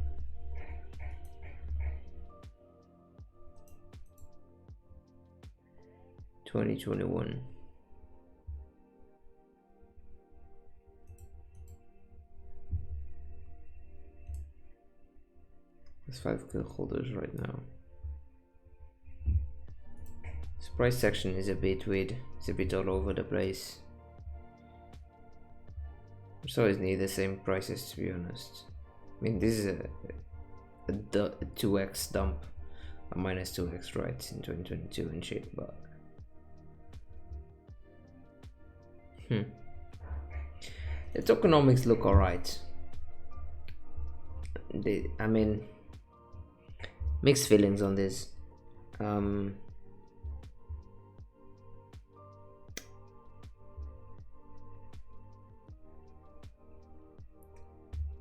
They look alright, but at the same time, lots of printing being done over the first kinda 1-2 years of it, which makes them have to keep up with demand if they wanted to keep up a decent price action. But it's interesting because here it did bump back during 2022, late 2022, December, October, November. Is it May 6, 2020? So let's go to the 6. So here on the 6, it dumped on the 6. It dumped on the 6. It dumped on the 6. Oh, this one didn't actually dump on the 6. That was around the Black Friday crash. Oh, interesting. No, it did dump on the 6 here. No, what I'm looking for is to understand if November, yeah, not live short. What I was trying to see is if can I not go longer than 7 days? I was trying to see if it was correlating the dumps with the unlock of each month. of tokens, and it seems that on the 6th every time, or near the 6th, the token dumps a bit.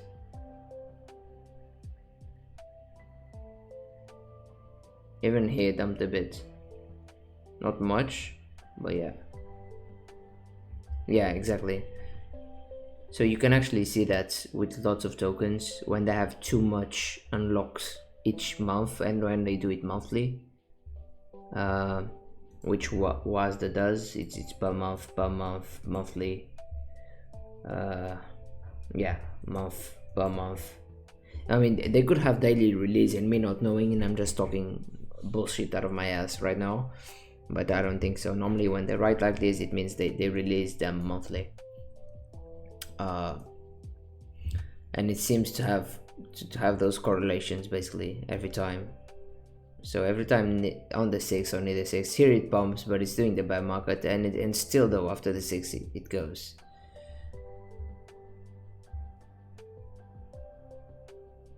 Here same, although then of course you have other market sentiment and things influencing it, but normally you can check that in tokens that have a higher number of tokens unlocking each month, and if the market is a bit more stale, it's easier to see on the charts, right?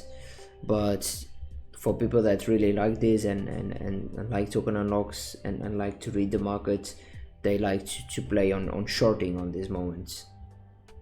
And then if you play it well, sometimes there's some money to be made, but then you need to be careful with the shorting, because if you catch it a bit late, then it could be pumping back already after people shorted and sold. And then if it's a bigger token or with more liquidity or that has some whales on it, then they could manipulate it a bit. So after the token unlock, they can pump it for a second, liquidate the shorts, and then sell themselves and short at the same time. So it's a tricky thing to do, but sometimes on a few tokens you can see, and then in the WASDER one, it looked like it, that's why I was checking it, and it seemed to be correlating quite well.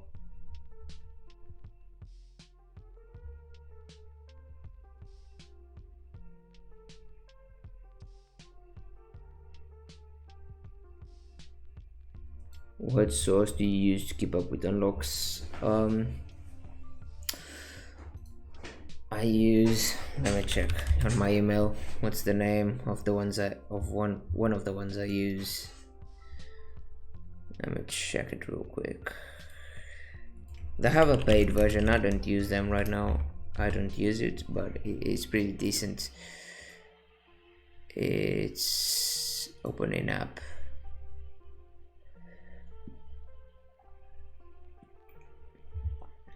Online, and it's, so you have these guys,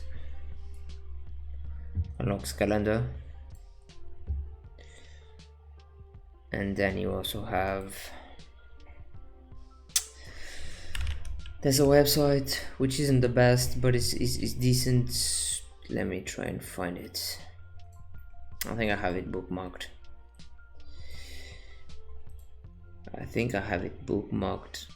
But I have a shit ton of bookmarks, so this is gonna be interesting.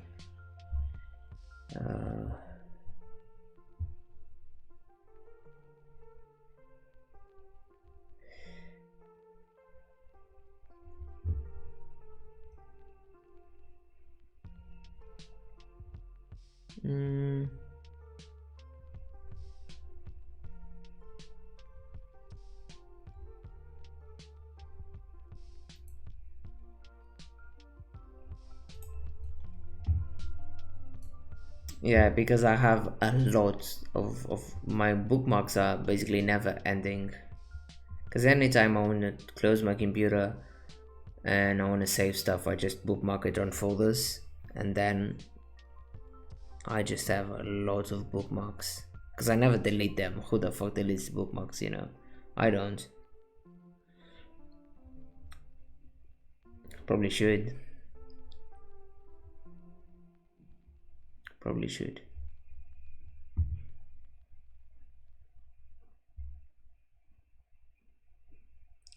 I'm doing all this and it's probably faster for me neither. Yeah, exactly. It's probably faster for me to search on Google. Unlock tokens unlocks. There's a few sites. They ain't the best, but yeah. This is one of them. Now have in mind, the one I normally use is this one. They don't have many tokens, but they have decent amount of them. I always double check though, because they are not the best, I'll say this. So I normally try and find the documentation and check for myself if they have the right date and shit, because normally sometimes they don't, sometimes their graph is fucked up. So I try to check that. They have decent info. I'll put it there. I'm gonna save it. And then I'll put from these guys. Let me get the page directly. Unlocks Canada.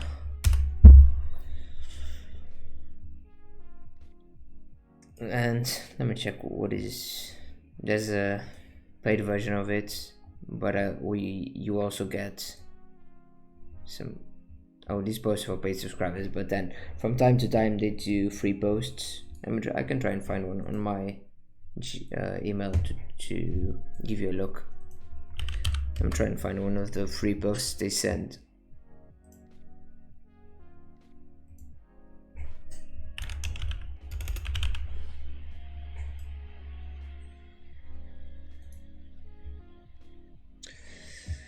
Da, da, da.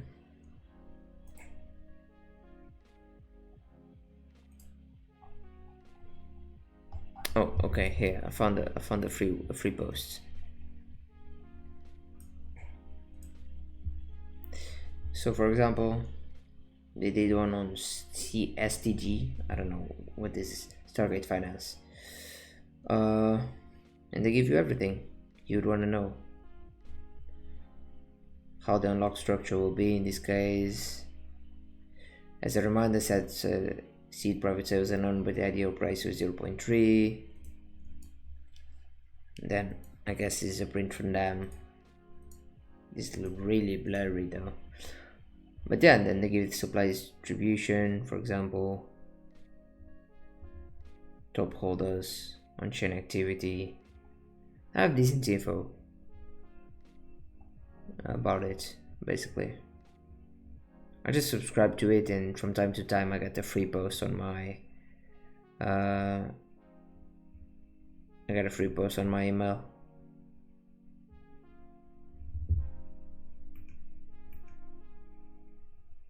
There was one more site, I just don't remember the name. It wasn't Token Unlocks. I think it was for gaming. I think it was for gaming tokens only, maybe.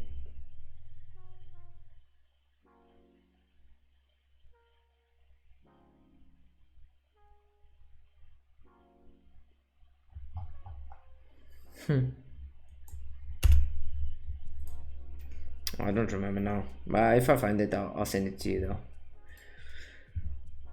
Can probably make a doc to put in also below the stream with that.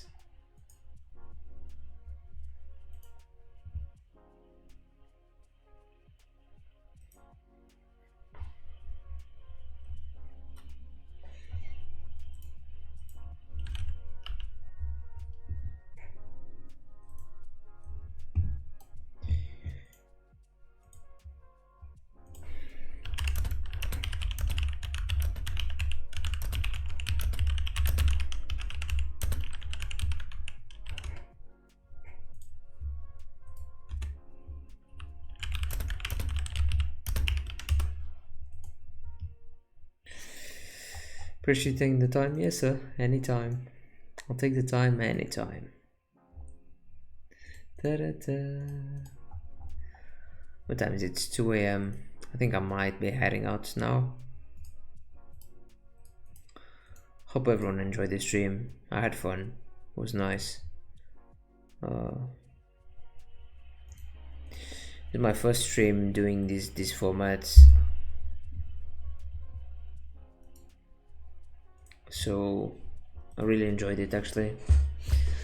I had no idea how many people were gonna tune up, so it was nice. Love the stream, good. Thank you. I'm glad to hear it. I think I'll either do every Friday or every other Friday,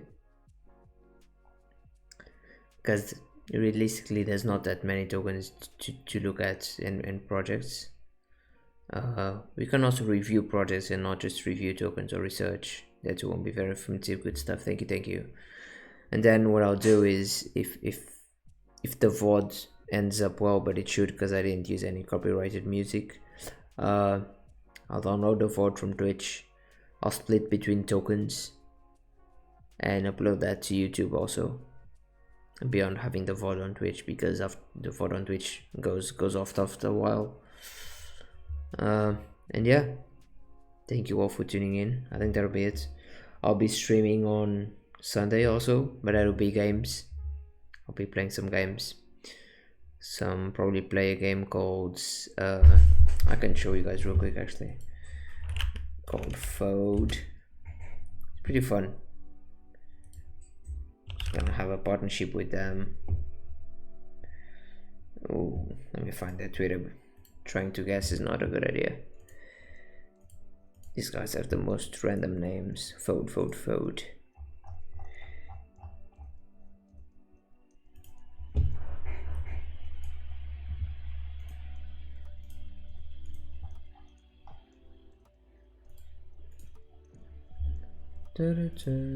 So Spike posted about this earlier. Oh yeah, Spike did his post. I tried the game. It's fucking fun. The game is fun. Right now they only have single player, man, but I enjoyed the game.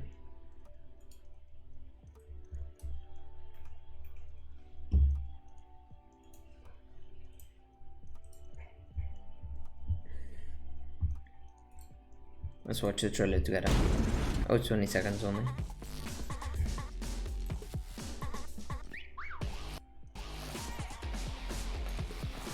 Basically they have something going on now,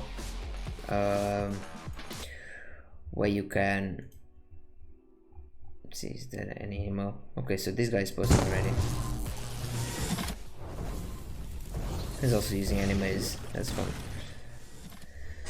Basically it's single player and you have to destroy stuff to try and get money, which is like damage you do damage by destroying stuff, because you have like little explosive on yourself. Basically you explode. Your body is almost like a grenade, like this guy is exploding. You're gonna try and collect money. It's like a speed run to get it, and I have an ongoing tournament about it.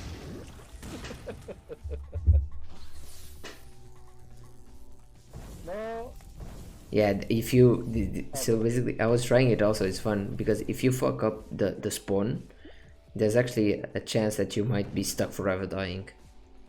Maybe they need to fix that. I wasn't stuck in one of them, but it was close. I died like 3 times in the same spot. But it's nice, and then you have to figure out like the best route, and the music is also done really well, the noises, everything. So the game is pretty fun.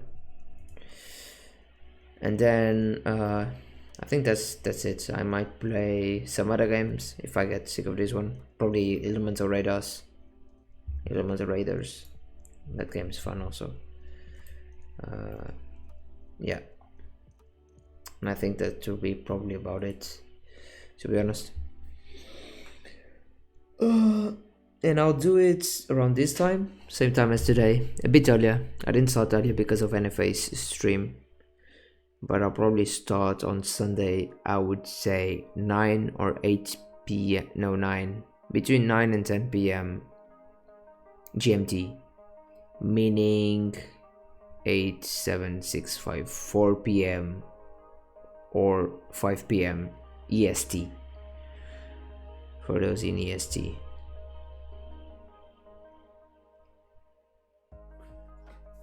But yeah, now I think that's it.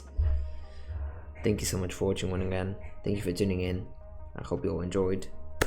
thank you for the follows. It was amazing. I think it was the stream I had the most follows on, and I really enjoyed it. I think it's fun. I think it's here to stay, this kind of stream format.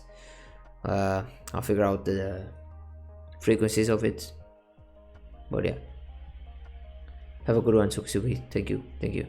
Sounds good, Sojo Mike. No worries if you don't. Also, have a good night and a good weekend, guys. Take care.